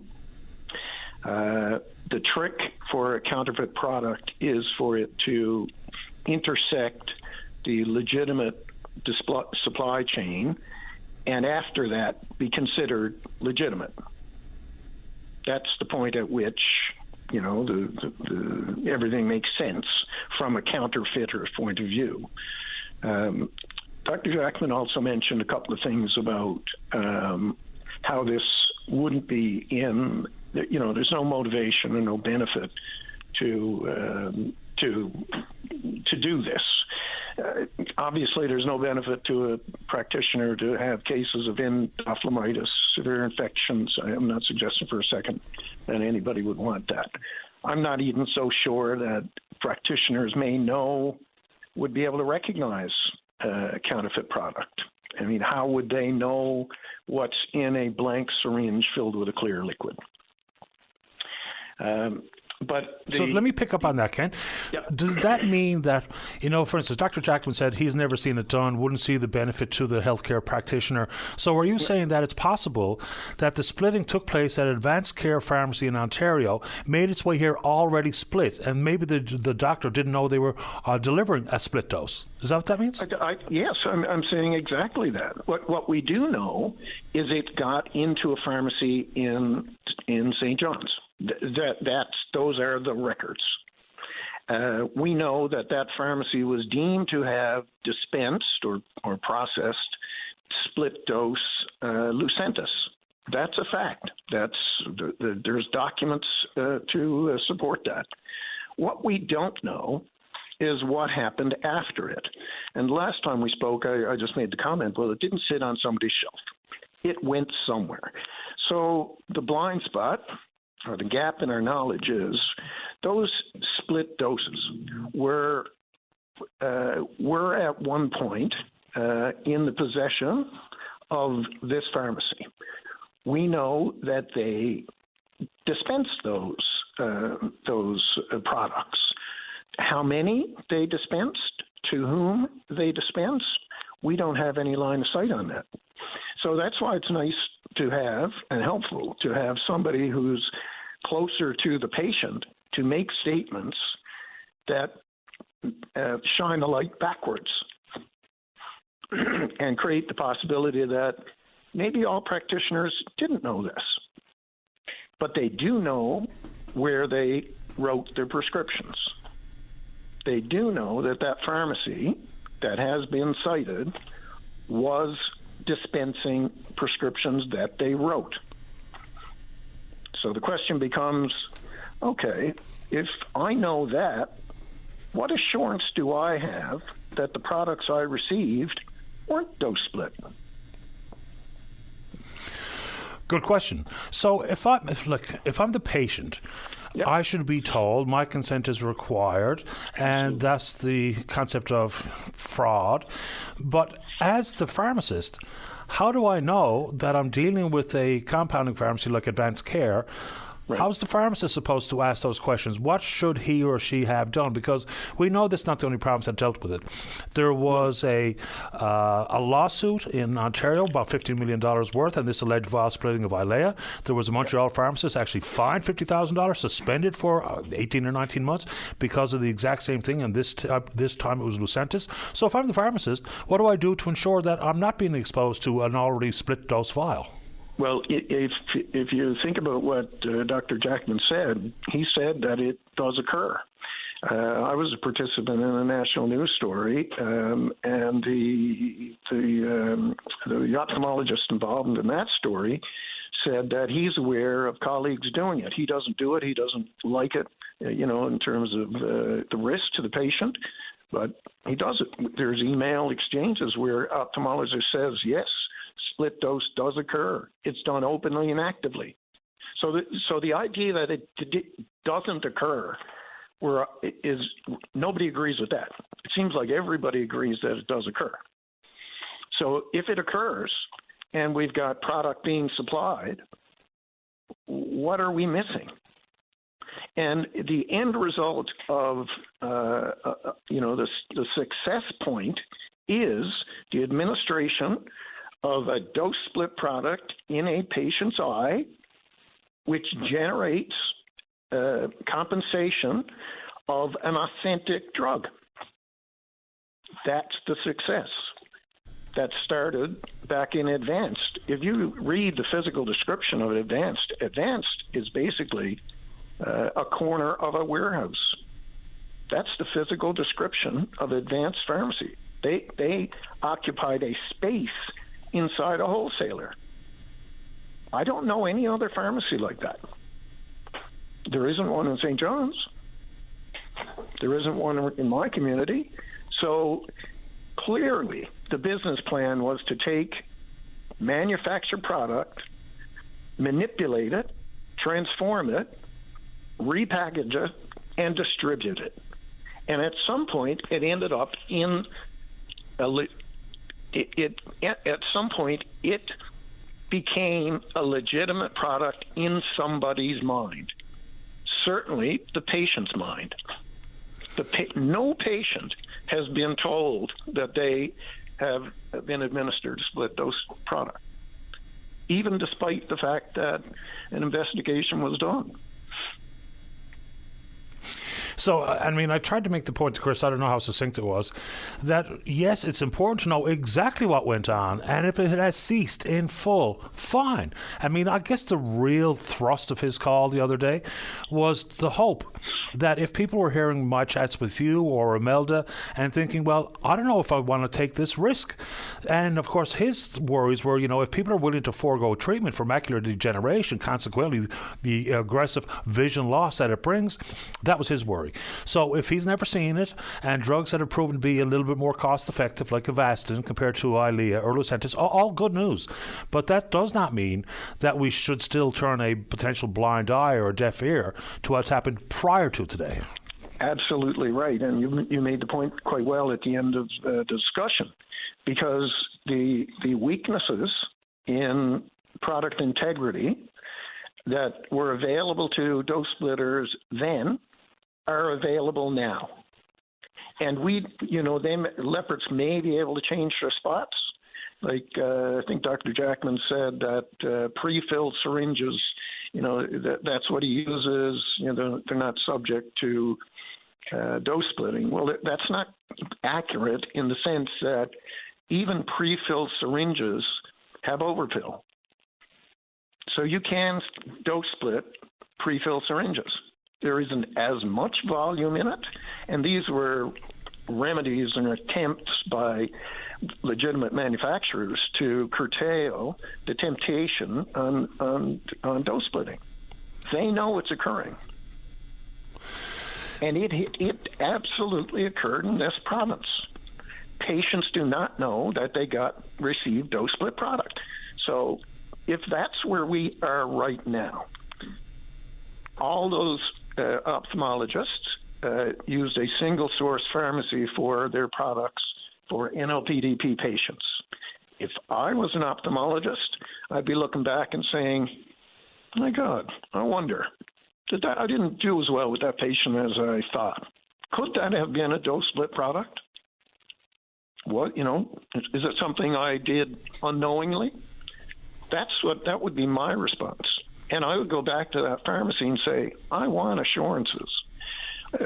You probably recall when the cap was, when the physicians were lobbying government for a raise in the cap. I think there was one or several patients profiled that had bad results. Yeah. Right? So the switching became the discussion became about the cap limits. So okay, we don't know this, but should that clinical presentation have been evaluated against the product integrity that was being administered to rule it out? Because the clinical presentation would kind of line up. But if you accept, like if you completely trust the product that you have, that's not your first thought. But we know that counterfeit product entered the province. We know counterfeit product was dispensed in the product. It's the practitioners who can decide or can take it a little further and say, I want to know what happened to my patients. I think we should all. That would be the reasonable thing that would be a reasonable professional response. It from a public point of view, just from a government point of view, there was, in 2020, there was a practitioner that performed over 3,000 of these injections, and the compensation was over $800,000 for this procedure. I don't begrudge that. I don't. But it'd be nice to know if the product was okay.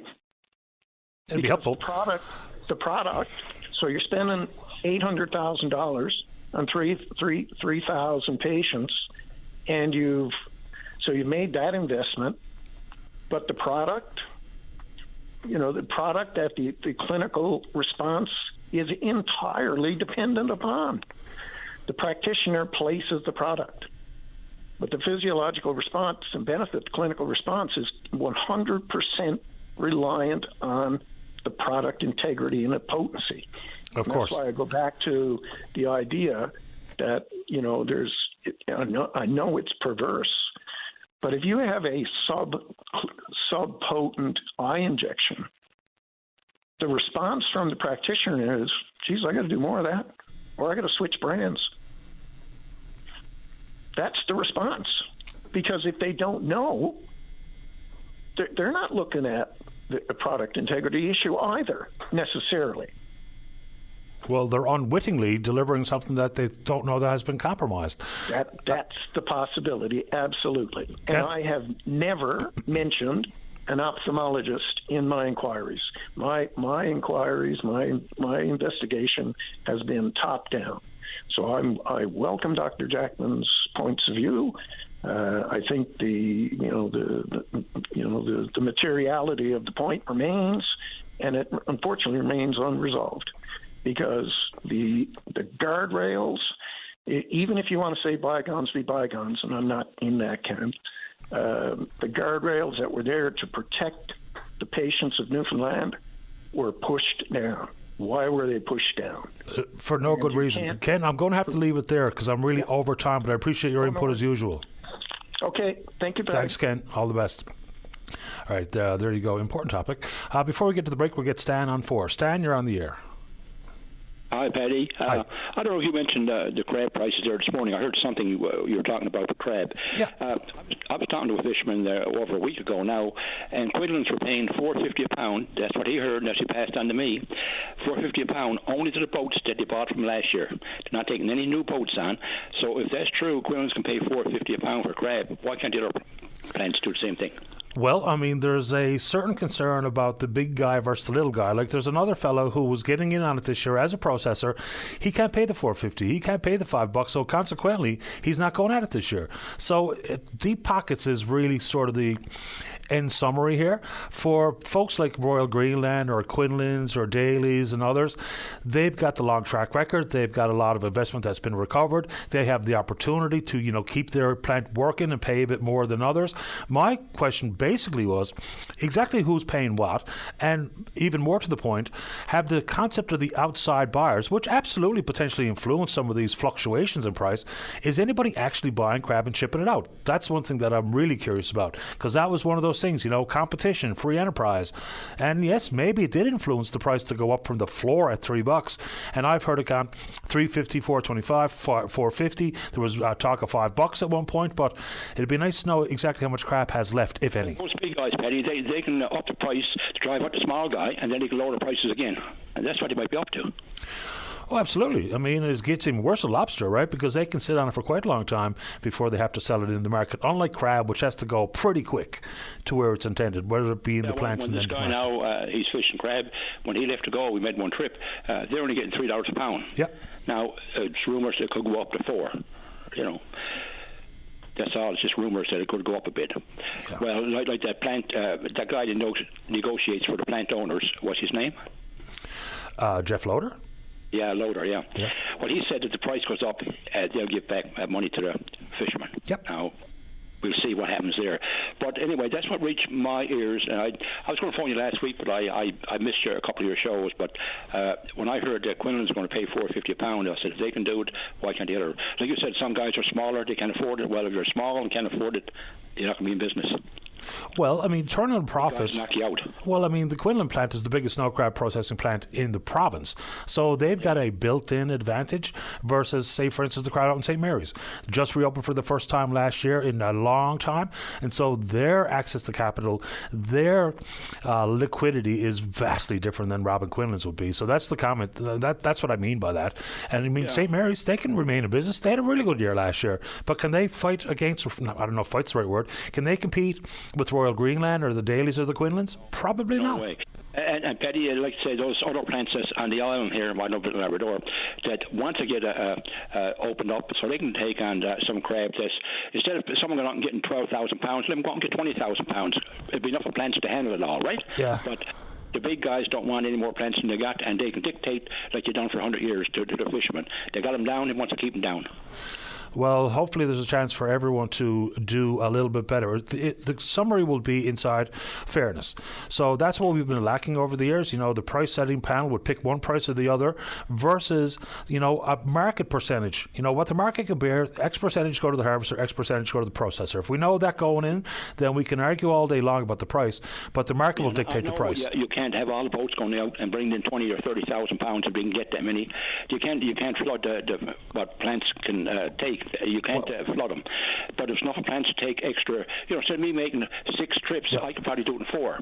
So my expenses are cut down because of fuel. Yeah, that's a trip limit issue. Yeah, capacity.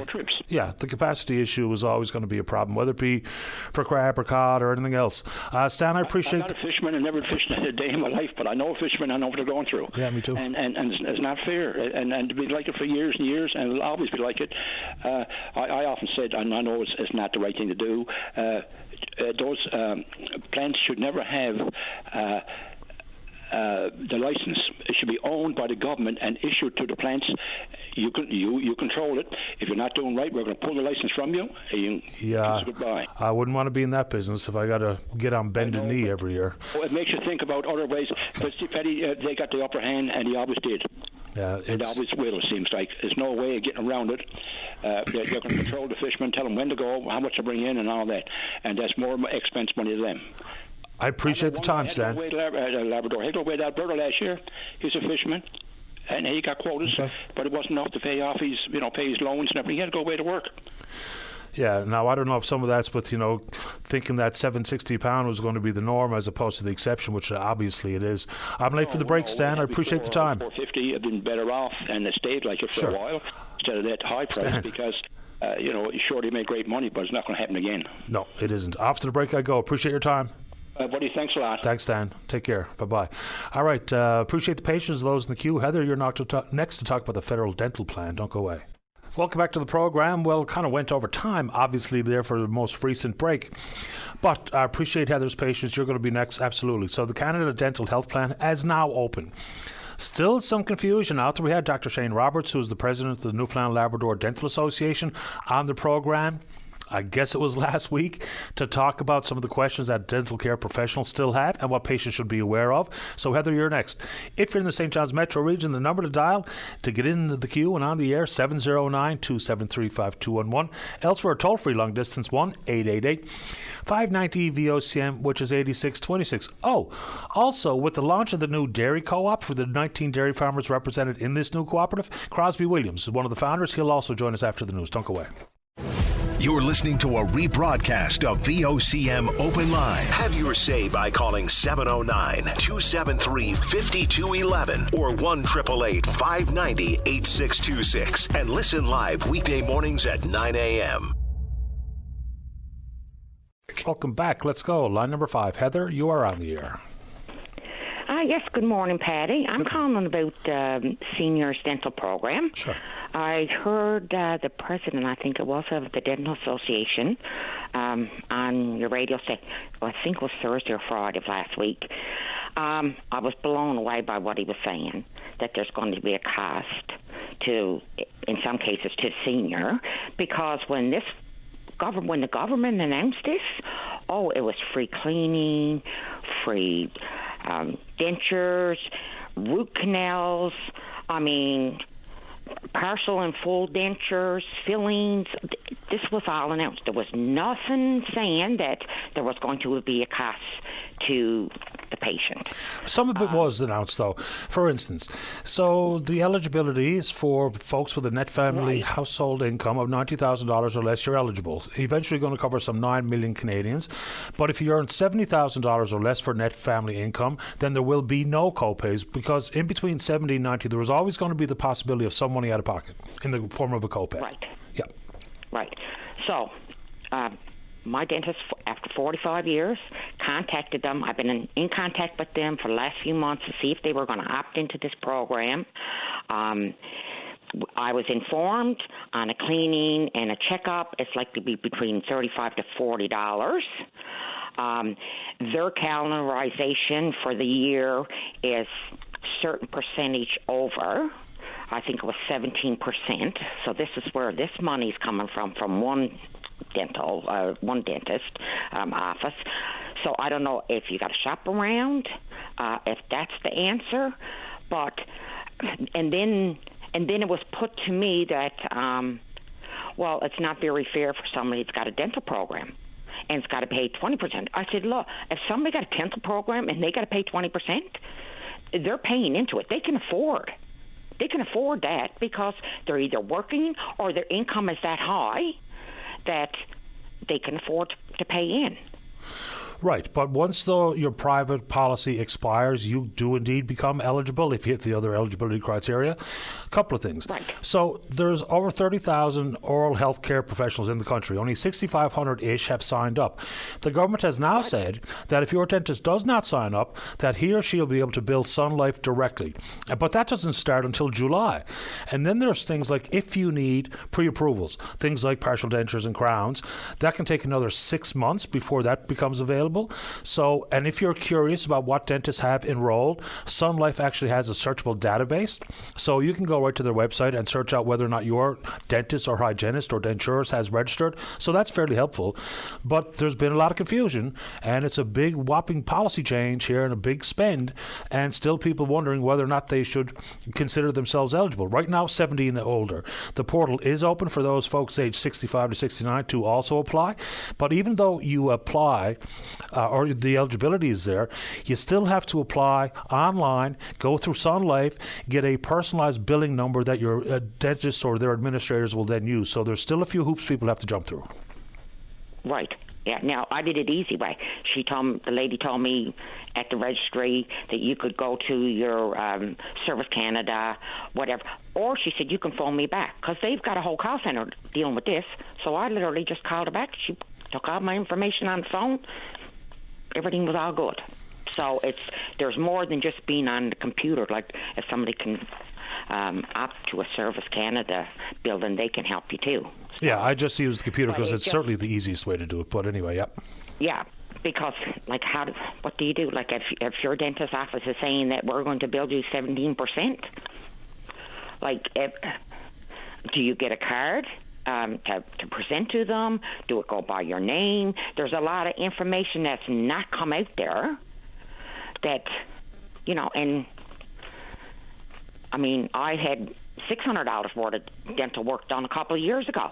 None of that I can put on my income tax. Like, you're out all that money, and then it comes to the point where, okay, enough is enough. Now I got to get this, and this done, and the government is offering a program. So, yeah, I was really surprised. And like you said, like the gentleman said, the president of the association, like 67 in St. John's area out of 200 and some odd dentists is only opting in. Like, well, then that doesn't leave very much for a small area like Gander, Grand Falls, a smaller centers. Right, but come July, that won't matter. Yeah, okay. Yeah. All right. So Well, that's some clarification. More than what the government's been answering. Yeah, and fair enough. I mean, Mark Holland, who's the federal health minister, he's been kind of confusing on this one from the get-go. So if only 6,500-ish have signed up to be part of the program, by the time July rolls around, it won't matter. Your dentist, you still have to have a personalized billing number from Sun Life, and they'll bill them directly, but they don't have to be formally signed up into the plan. So that much, I think, is a bit of comfort for Canadians who are worried whether or not their dentist was going to be part of this. But, right. Yeah, there you go.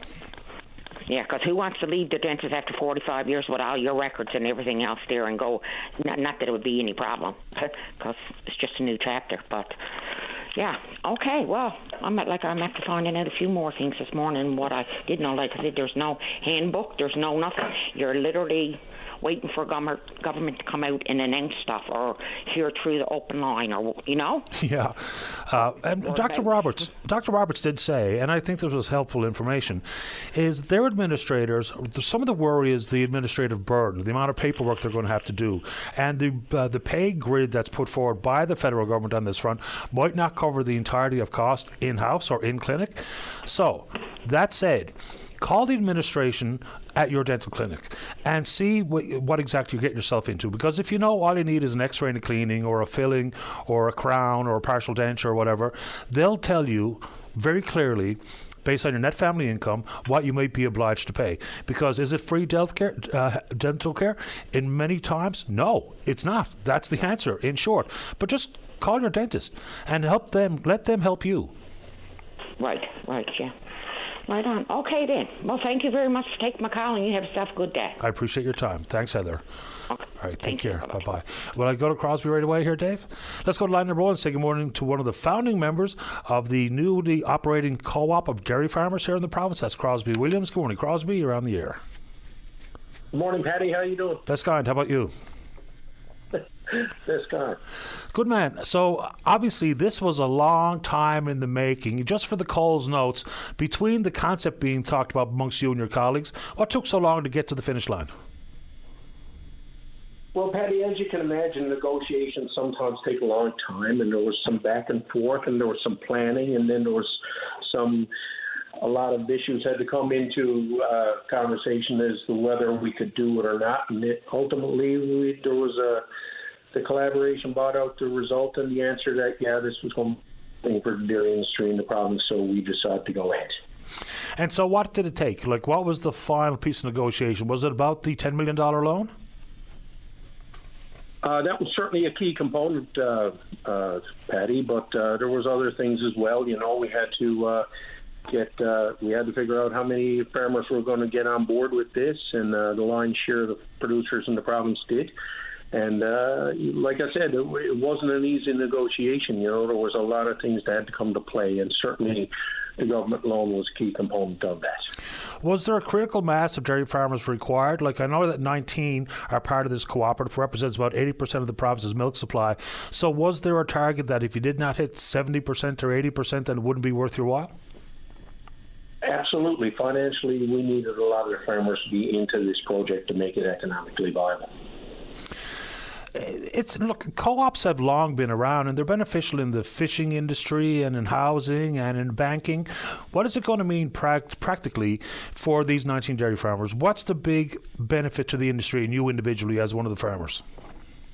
The biggest benefit to us, Paddy, to be quite candid with you, is the fact that we now have ownership of the dairy industry in the province, and we can determine the direction in which it takes. And there's a lot of exciting things coming down the road for the dairy industry in terms of serviceability, in terms of products and innovation and investment, new jobs for the plant itself, and so those are the sorts of things that are going to come about because of the ownership is now in the hands of the producers in the province. So with Central Dairies operating then Scottsboro years ago, like, what exactly are we talking about for innovative products? Because you go to the grocery store, and hopefully we'll see more Newfoundland and Labrador product on the shelves as a result of this co-op and the ownership of Central Dairies. So what kind of stuff are we talking about? Because is there a wheel out there to be reinvented, or you simply want to do more of what we already see on the shelves, whether it be yogurt or these milk drinks or that are single serving or what have you? Give us an idea. Paddy, what if I said it's a little premature to tell you that? Okay. It is coming down the pipe. It is coming down the pipe, and I'm probably being a little bit evasive with you, and rightly so. It's too early to tell this, but I tell you one thing: when it does happen, you'll be the first to know. And I'm not just saying that tongue in cheek. We certainly will bring it to the general public just as soon as we have a more concrete feel for what's going on. I'm not going to lie to you. We know some things that are already coming, but it's like I said, it's a little premature to say. With a government loan in place, can you tell us any of the terms of the loan, whether it be repayable in full, some of it's forgivable, or what can you tell us about the loan? What I can tell you about the loan, Paddy, is this. It is indeed a loan. It's an interest-bearing loan, and it has to be paid back 100% in full. There's no free lunch here. It's not on the backs of the general public. This will be paid back by this entity of Central Dairies and the farmers that own this dairy plant. Like, I don't belong in your business. I shouldn't be able to ask and demand answers about the inner workings of your business, how leveraged it might be or what have you. But when there's a government loan in place, does that oblige your co-op to announce things like sale price of the Central Dairies operations and how many people will be retained out of the 70 management positions that have been created? So will there be more requirements of public disclosure because of the government loan and the feature of? Well, I think it's fair to say, Paddy, that these are two private cooperatives. Agripure is one of the biggest cooperatives in the entire world. Central Dairies, NLDC, now Newfoundland Dairy Company, is a small cooperative, albeit I'm willing to say very innovative, cutting-edge dairy industry here in the province that owns this cooperative. But the particulars of the agreement, Paddy, honestly, will be kept private. I think you can appreciate that. In terms of jobs that you mentioned, all the jobs are going to be kept. There's going to be an extra 12 to 15 and probably more down the road, bearing on what decisions are going to be made in the direction of how the plant's going to take in the future. And honestly, and I'm being honest with you, this is a good news story. So like I said, the particulars of what went on in the dealings and the agreements of the sell of the plant to NLDC, honestly, Paddy, those particulars will be kept private. Fair enough. I thought I should ask. So it sounds like good news. Cooperatives have been very beneficial. And last one before I let you go, Crosby, is inside the world of the 19 farmers that signed up for that represents 80% of the province's milk production. Were there any specific reasons as to why the other 20% were disinterested in being part of your co-op? Well, I think, Paddy, it's fair to say that everybody was given an opportunity to join, and some people made the individual decision not to. And those reasons are many and varied, depending on what you ask of those producers. And, those are personal and individual decisions that they made, and you have to respect that, honestly. Well, fair enough. I mean, to each their own, right? It's their business. If they think they're better off on their own or part of the co-op, I'm sure they have their own personal reasons. I appreciate the time this morning, Crosby. How are things going on the farm? Paddy, things are going good. The land right now is a little wet to get on to do our outside work, but we'll overcome, adapt, and adjust. And we're hoping that it's going to be a great year. God be willing, we get a little bit of rain, a little bit of sunshine, we'll have a good hay growing year, and onward and upward. I appreciate the time all the way from Pondview Farms. Good to have you on, Crosby. Look forward to seeing you around. Listen, Paddy, thank you very much for the time, and like I told you before, and I mean this, as soon as we get the news on what we can share with the general public and your listeners, and I know you have a lot of them, we'll be back on there with you. I look forward to it. Thank you, Crosby. Thanks, Barry. Take care. Bye-bye. It's Crosby Williams, Pondview Farms. Okay, before we get to the break, let's go to line number 4. Joan, you're on the air. Good morning. Good morning. I would just like to clarify some of this co-pay with our new dental plan. Yep. I'm a senior citizen. I was notified I would be it would be 100% paid. But, there is a copay. There's no doubt. I was at my dentist yesterday, and for hygiene, my copay was $15.02. Now, I'm okay with that. And I had a panoramic x-ray, and I had a patient full checkup, and my copay was $24.50. Next time I go, I have a filling. My copay will be $44. So there's definitely a copay, but in my opinion, it's not very much money when you consider the full cost of it.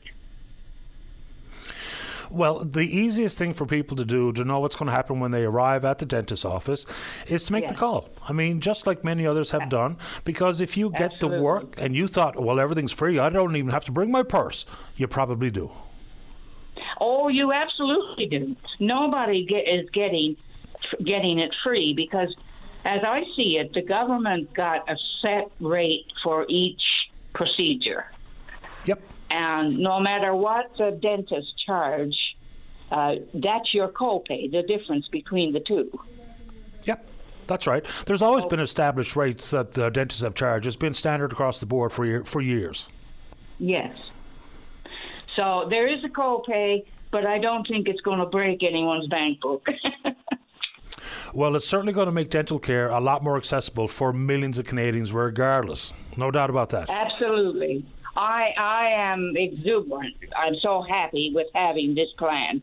And the little copay that I have to put out, I have no problem with. I'm glad you shared the information, Joan. Dave Williams wants me to put you on hold for a reason, so you'll speak with David here now in a second, okay? Thank you. Yes, I will. Okay, there you go. Joan is on hold for you, Dave. Very quickly, in reference to Tom Davis's call about recent cleanup, so the Rotary cleanup crew last evening, also huge thanks goes out to Randy Mercer and the RCMP Veterans Association. They were part of working alongside with the Rotarians, so wanted to make sure they got included in the bravos and the kudos. Let's take a break. Don't go away. Welcome back to the program. Let's go to line number 3. Caller, you're on the air. Hi, Patty. I know this is a subject that's probably brought up daily, and it's never ending. Of course, it has to do with the health care here in St. John's, well, all of Newfoundland for that matter. I want to tell you an experience I had at St. Clair's Emergency yesterday, and I couldn't believe my eyes. I had to bring my aunt in there. She was having neck and chest pains. And when we got there, of course, the waiting room was absolutely packed, and people are literally on top of each other. There's no space. Even to get to the washroom in the emergency department, you have to step over people's legs. I mean, there were people standing up. It was just, I'd say about 60 people there. Anyway, in front of the registration desk, which is close to the main door, there was an older lady in a wheelchair. And she was trembling, and I couldn't tell if she was crying or if she was just had the shakes. So my aunt and I went and sat down, and we were observing this elderly lady. I'd say she was probably mid-70s, probably early 80s. And she was crying out to the receptionist, saying, "I'm cold," and everything, and she wasn't being taken care of. So I went over to her and I asked her if she had anybody with her, and she said no. And I said, "Is there anybody you can call?" And she said no. And she told me she had arrived in an ambulance from Holywood, and she had been there since 9 o'clock that morning. Now this was 4 o'clock in the afternoon. So I went to the receptionist and I said, can you please do something with this lady? She's very upset. And I said, she's cold. I said, "Do you have a blanket for her?" No, the receptionist said, "We don't give out blankets." I said, "Do you think there's a pillow perhaps you can put behind her back?" And she looked at me and snapped very rudely and said, "There's no pillows or blankets leaving this room for the emergency room." So I said, fine. So I went and I sat down with my aunt, and this fine young man went over and offered his coat to the older lady and put it over her shoulders. So about 2 hours later, the same lady, she was still there, still by the main entrance in the cold, and she was crying out she wanted to go to the washroom, and nobody was paying any attention to her. So there was a nurse happened to be, well, I don't know if she was a nurse or a receptionist. I shouldn't say that. It was a nurse, but the old lady stopped her and said, "Can you take me to the washroom?" And she said, "You should have gone before you left the house." And now this old lady had been there since 9 o'clock that morning. So anyway, I went over to her and I said, "I can take you to the washroom." I said, "Can you walk?" And she said, "No." She said, "I can't walk." And I knew there was no way that I could lift her. So I went over to the receptionist again, and this time it was a different woman. And I said, "Is there any way?" I said, "This lady has got to go to the washroom." And she said, "Yes." She said, "I'd love to take her, but she said, I'm here by myself. I can't leave the desk." So this was going on for the longest time. And in the meantime, there was a man in there. He was waving his arms and yelling and causing a disturbance. And I must say the security did a good job of retaining him, but they left him there.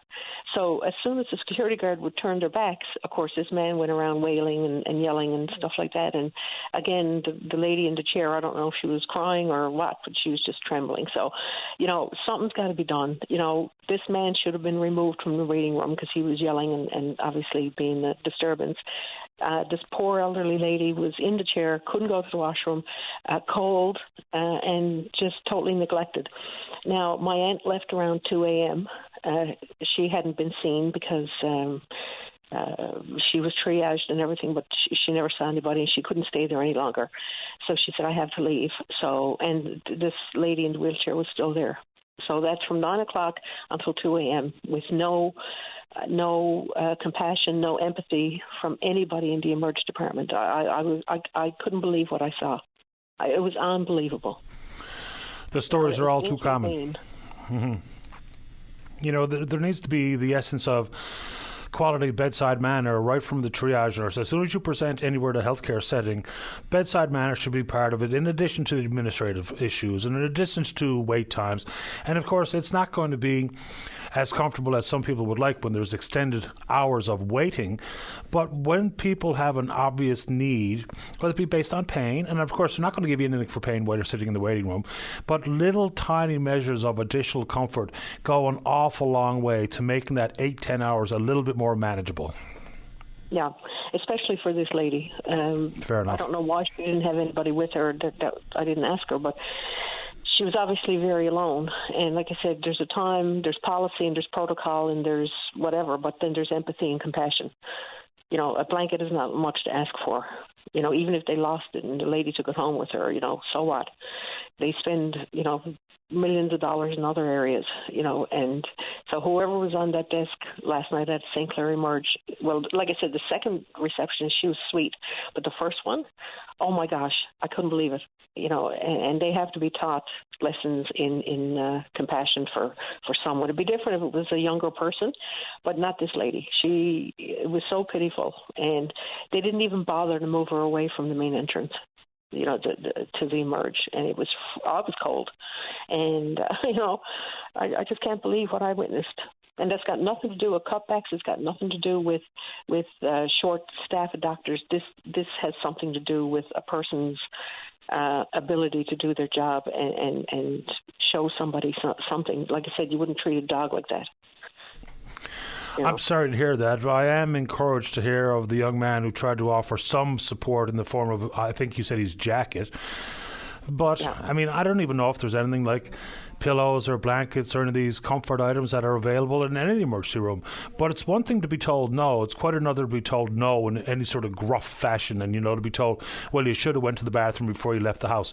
Look, when you have to go, you have to go. You can't always foresee how you're going to feel in hours from now about whether or not you have to go to the bathroom.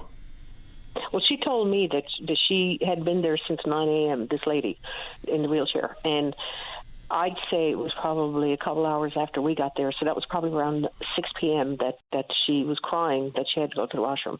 She was crying, Patty, like a dog that was hit by a car.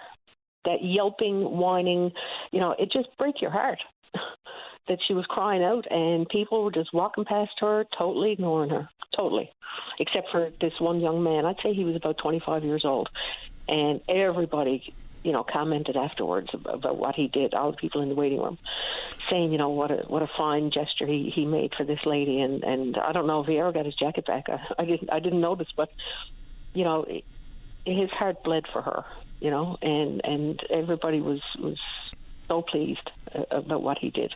Well, good for that young fella.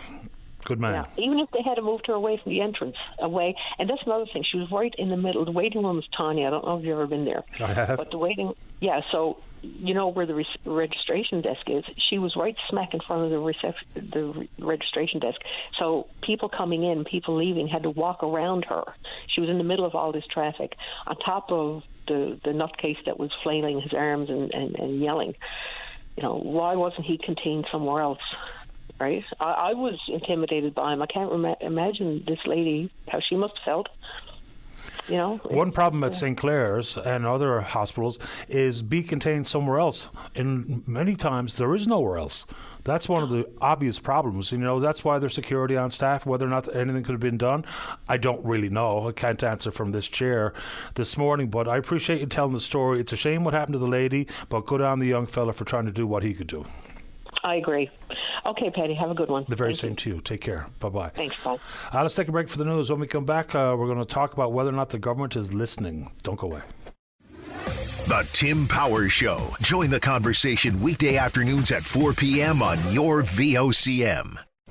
Welcome back. Let's go to line number 6. Mike, you're on the air.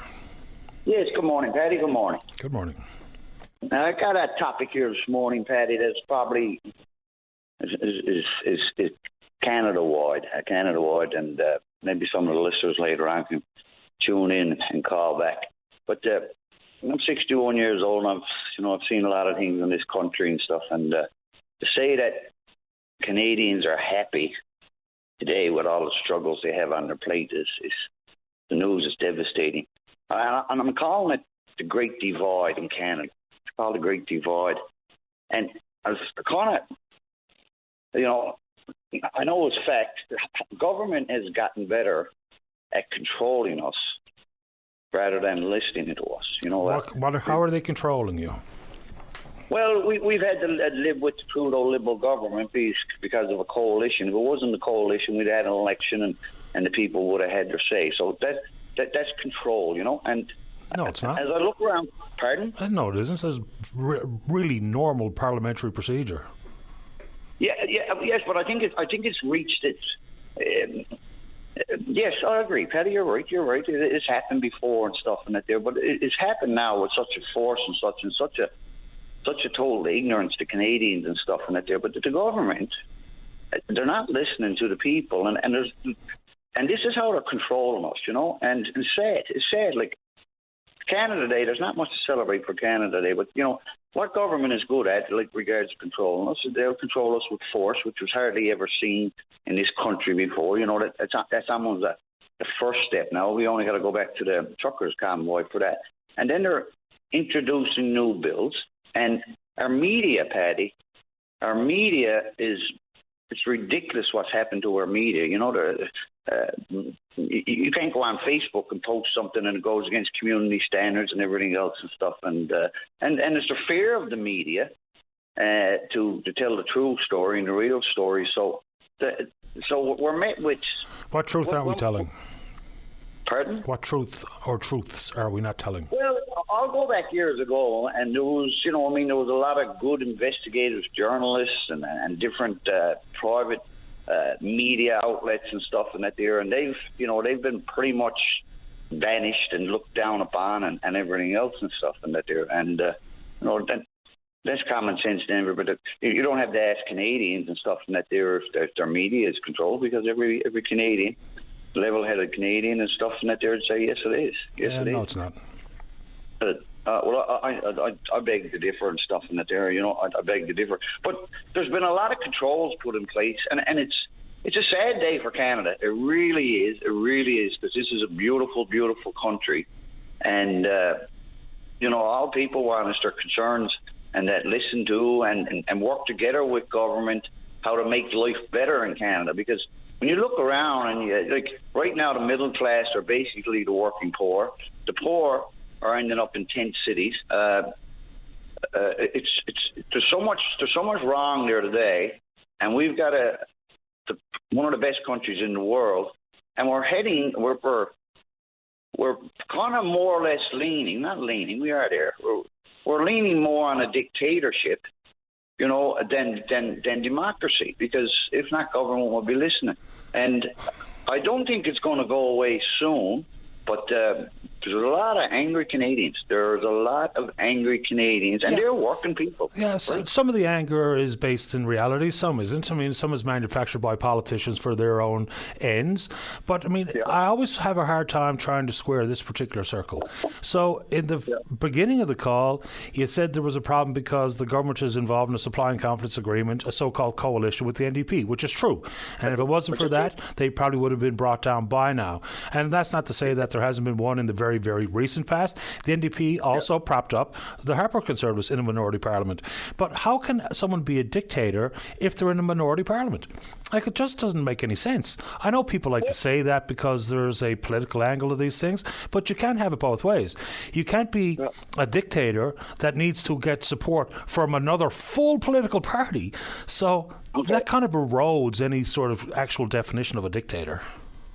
Okay, well, when there's no rules to the game, it causes trouble. When there's no rules to the game, everybody got to be playing under the same rules, and all of this stems to, we've had premiers step up about the carbon tax all across the country, and this and that. But I don't want to get off track. With the federal government, coalition is one thing, and yes, it's been done before. But the other thing is our prime ministers have been investigated at least 12 to 14 times for ethic violations and stuff. 7. And SN Lavalin, big handouts to Loblaws to put in their freezers and stuff, and that there multi-corporations getting government handouts and stuff. And herein lies no rules to the game. And they've, over the years, 10, 15, 20 years, they've made the rules so they can get away with it. And that's where there's got to be a big shift in the tide in the stuff that if we vote people in, we got to live under the rules. We got to pay taxes, and your property tax goes up every year, groceries, this, that. It's unbelievable how much they want Canadians to carry.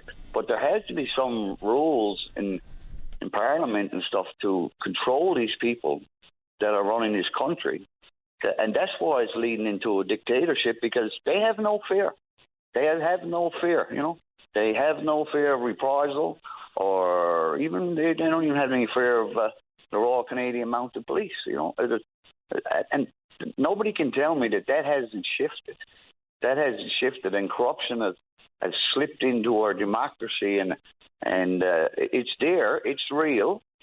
People can deny it, but I don't think if they done a public referendum around Canada and asked them questions, I would say 80% of Canadians would say yes, it's there and it's real. If people think that corruption has just slipped in the government in the last 8 years, they haven't been paying attention.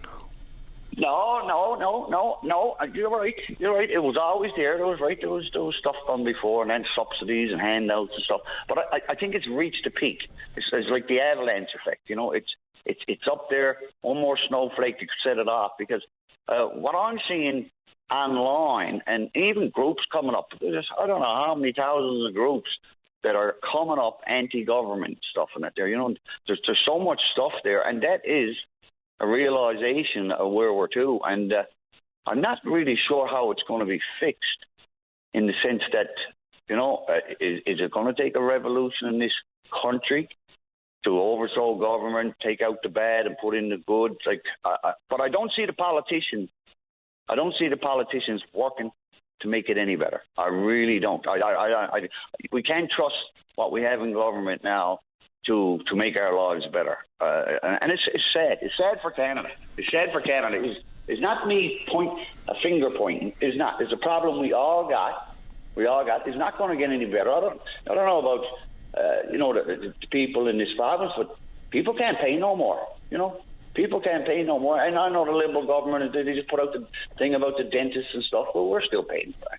We're still paying for that. They're passing it out, but it all goes on the taxpayer's bill and goes into the deficit and everything else. Is that so? But I think the dental care plan is a good thing, personally, I won't benefit from it one single cent, one procedure, none, zero. I have no benefit, and to the tune of $4.4 billion a year. I think if we're going to be honest about what dental care and dental health means to your overall health and the people who can't afford it, I'm happy enough to chip in on it. I don't get it. I can't bill Sun Life for any dental procedures, so it doesn't benefit me at all. Yeah, and I'm going to bring this a little bit closer to home. Quickly, before I have to go. Go ahead. Okay. I'm a proponent of the wind energy products and, projects and stuff in that there. And if we had good government here, they call a public referendum. Or Tony Wakeham would push for it, and the opposition would push for it and stuff. And they hear all these concerns. They hear them, and they decide to turn a deaf ear. But the PCs are in favour. Pardon? The PCs are in favour of the projects. Yeah, but yes, the PCs may be in favour, and let's not lose the point. The PCs may be in favour, the NDP may be in favour, and the two independents may be in favour. There are 40 people. 540,000 people have an opinion. 40 people doesn't decide what happens in this province. And see, by you saying that, Paddy, and there's a lot of other people have just accepted it, to say, well, and I'll go into the fear of government here and stuff, and with these projects, tourism hasn't spoke out. You know why? They're in fear. They may get a little subsidy here or there. The outfitters can't speak out because they're afraid they lose their moose licenses. Hospitality can't speak out, afraid they lose their licenses. There is so much fear within our government today. It's disturbing. It's disturbing because And I spent the day yesterday at the Confederation Building and done a little protest there. I went up and asked the Premier's office for somebody to come out. I spent 4 hours there, and you saw I got up anyway. Nobody came out, and I'm not going to stop. But prior to that, and the Newfoundlanders can come in and call you. I wrote 24 letters to 47 people in the government, 40 MHAs, 7 federal ministers. 25 letters, well-written letters, not crazy letters, cursing, swearing, stuff about these projects. Okay. 25 letters. Any responses? And, and you know what I got? No. I got auto reply and no reply. Yeah. So people say, get a hold of your MHA. This is the Premier included, and stuff. 25 letters, and so answer me that. How was that good government, Paddy? I didn't say it was. I appreciate the time, Mike. It's 11:52, so I have to get to the 45 break, but I appreciate you making time for the program. Perfect. And one more now. I want to leave quickly. It. People got to wake up. We're going to make the changes. We are the ones going to make the changes. Don't wait for your politicians. Thanks, Mike. Thanks, Paddy. You're welcome. Bye-bye. All right, final break of the morning. Don't go away. Welcome back to the show. Let's go to line number 1 for the final word. Michael, you're on the air. Hello, Patty. Good morning, and how are you doing today? I'm grand. How about you? Oh, very fine, thank you. I just want to call about Marble Mountain. Sure. I mean, that is one of the biggest eyesores that you've ever created in this province, next to the Sprung greenhouse, of course. But we have literally millions and millions and millions of dollars tied up in that place. And the most amazing thing about it is you drive by there in the middle of the day, and guess what? All the lights are on. All the lights. Are they getting free electricity? No. Well, I don't think so. But anyway, the other thing is, and now I understand that we're going to put another $1 million into it, plus the fact that they're giving us $306,000 a year for operating costs, and that's over and above everything else. And I fail to understand why it's taken so long for the Trail Association to get involved in this. Why hasn't that been done? Why hasn't that been done not months, but years ago? Why hasn't what been done? I'm sorry, Michael. I had a crack up in my headset. Oh, I'm sorry. Okay, I'm sorry. Where do you want me to start? So again? You've been saying why hasn't that been done months ago? What exactly? Oh, yeah. I'm sorry. Yeah. Well, anyway, they're talking now about about turning this into bike trails and all that sort of thing. Why hasn't that been done not months ago, years ago, for goodness sakes? And on top of that, here we are putting money into Marble Mountain above all things, and we got homeless people. I went in the corner book yesterday, and honest to goodness, I couldn't friggin' believe it. There was homeless people there, just sitting on the side of the road, whatever, they're smoking, whatever the case is, but homeless people. And, and that's not the worst of it, of course. We have the same thing with, they're talking now about this money that they gave WestJet. My goodness, guess what? To bring people into St. John's for the weekend. Now, I mean, if that's not ridiculous, I don't know what in the name of goodness you'd call it. If the industry itself says one of the problems that they have, distinct problems they have, is access, air access in particular. So if this sees any sort of boost, I mean, there's nothing quite like new money. It's one thing for us to recirculate our own money, but new money from out of province, out of country, is the very best kick in the economic pants we can get. So should we see whether or not there's a big upside to it before it's deemed to be ridiculous or a waste of money? Well, yeah, I would probably agree with you in most cases, but I mean, here we have so many people that are homeless, so many people, the high price of gasoline, the high price of the food in this province is really, really ridiculous. And yet we are giving money to an airline company. I mean, I don't know, but that to me, yes, there's no question about it. If people want to come here, I'm sure they're going to find a way to get here. If they want to come here. and I don't think we need to put government, good old taxpayers' money into it. I really, really don't. Now, I could be totally wrong, and if somebody is out there that's got a better idea, well and good. But I mean, for us to be putting money into WestJet and all, and not to mention Marble Mountain, and I guess I'll use the phrase boondoggle, the biggest boondoggle that was ever created. And that's not that's a simple fact of life, unfortunately. I definitely appreciate your time. Because it's 40 seconds short of 12 o'clock, we'll leave it there, Michael, but you're always welcome. Okay, and I thank you very kindly for your time. By the way, I called the Crocker's office this morning, and of course they're all busy, and they never got back to me, so I couldn't talk to anybody, so it's no point. But anyway, that's it. I appreciate the time. Thank you, Michael. You take care. You too. All the best. Bye-bye. There we go. Final word to Michael. I did want to get this out for a listener. So this poor fella had his vehicle stolen from the City of St. John's Depot parking lot. License number JKO915. It's a navy blue Hyundai Santa Fe. If you can keep an eye out for it, if you see it, call the RNC. So it's a blue Santa Fe. That's a Hyundai Santa Fe. License number JKO915. All right, good show today. We will indeed pick up this conversation again tomorrow morning right here on VOCM and Big Land FM's Open Line. On behalf of the producer, David Williams, I'm your host, Paddy Daly. Have yourself a safe, fun, happy day. We'll talk in the morning. Bye-bye. Step into the world of power, loyalty, and luck. I'm going to make him an offer he can't refuse. With family, cannolis, and spins mean everything. Now, you want to get mixed up in the family business. Introducing The Godfather at ChumbaCasino.com. Test your luck in the shadowy world of The Godfather slot. Someday, I will call upon you to do a service for me. Play The Godfather now at ChumbaCasino.com. Welcome to the family.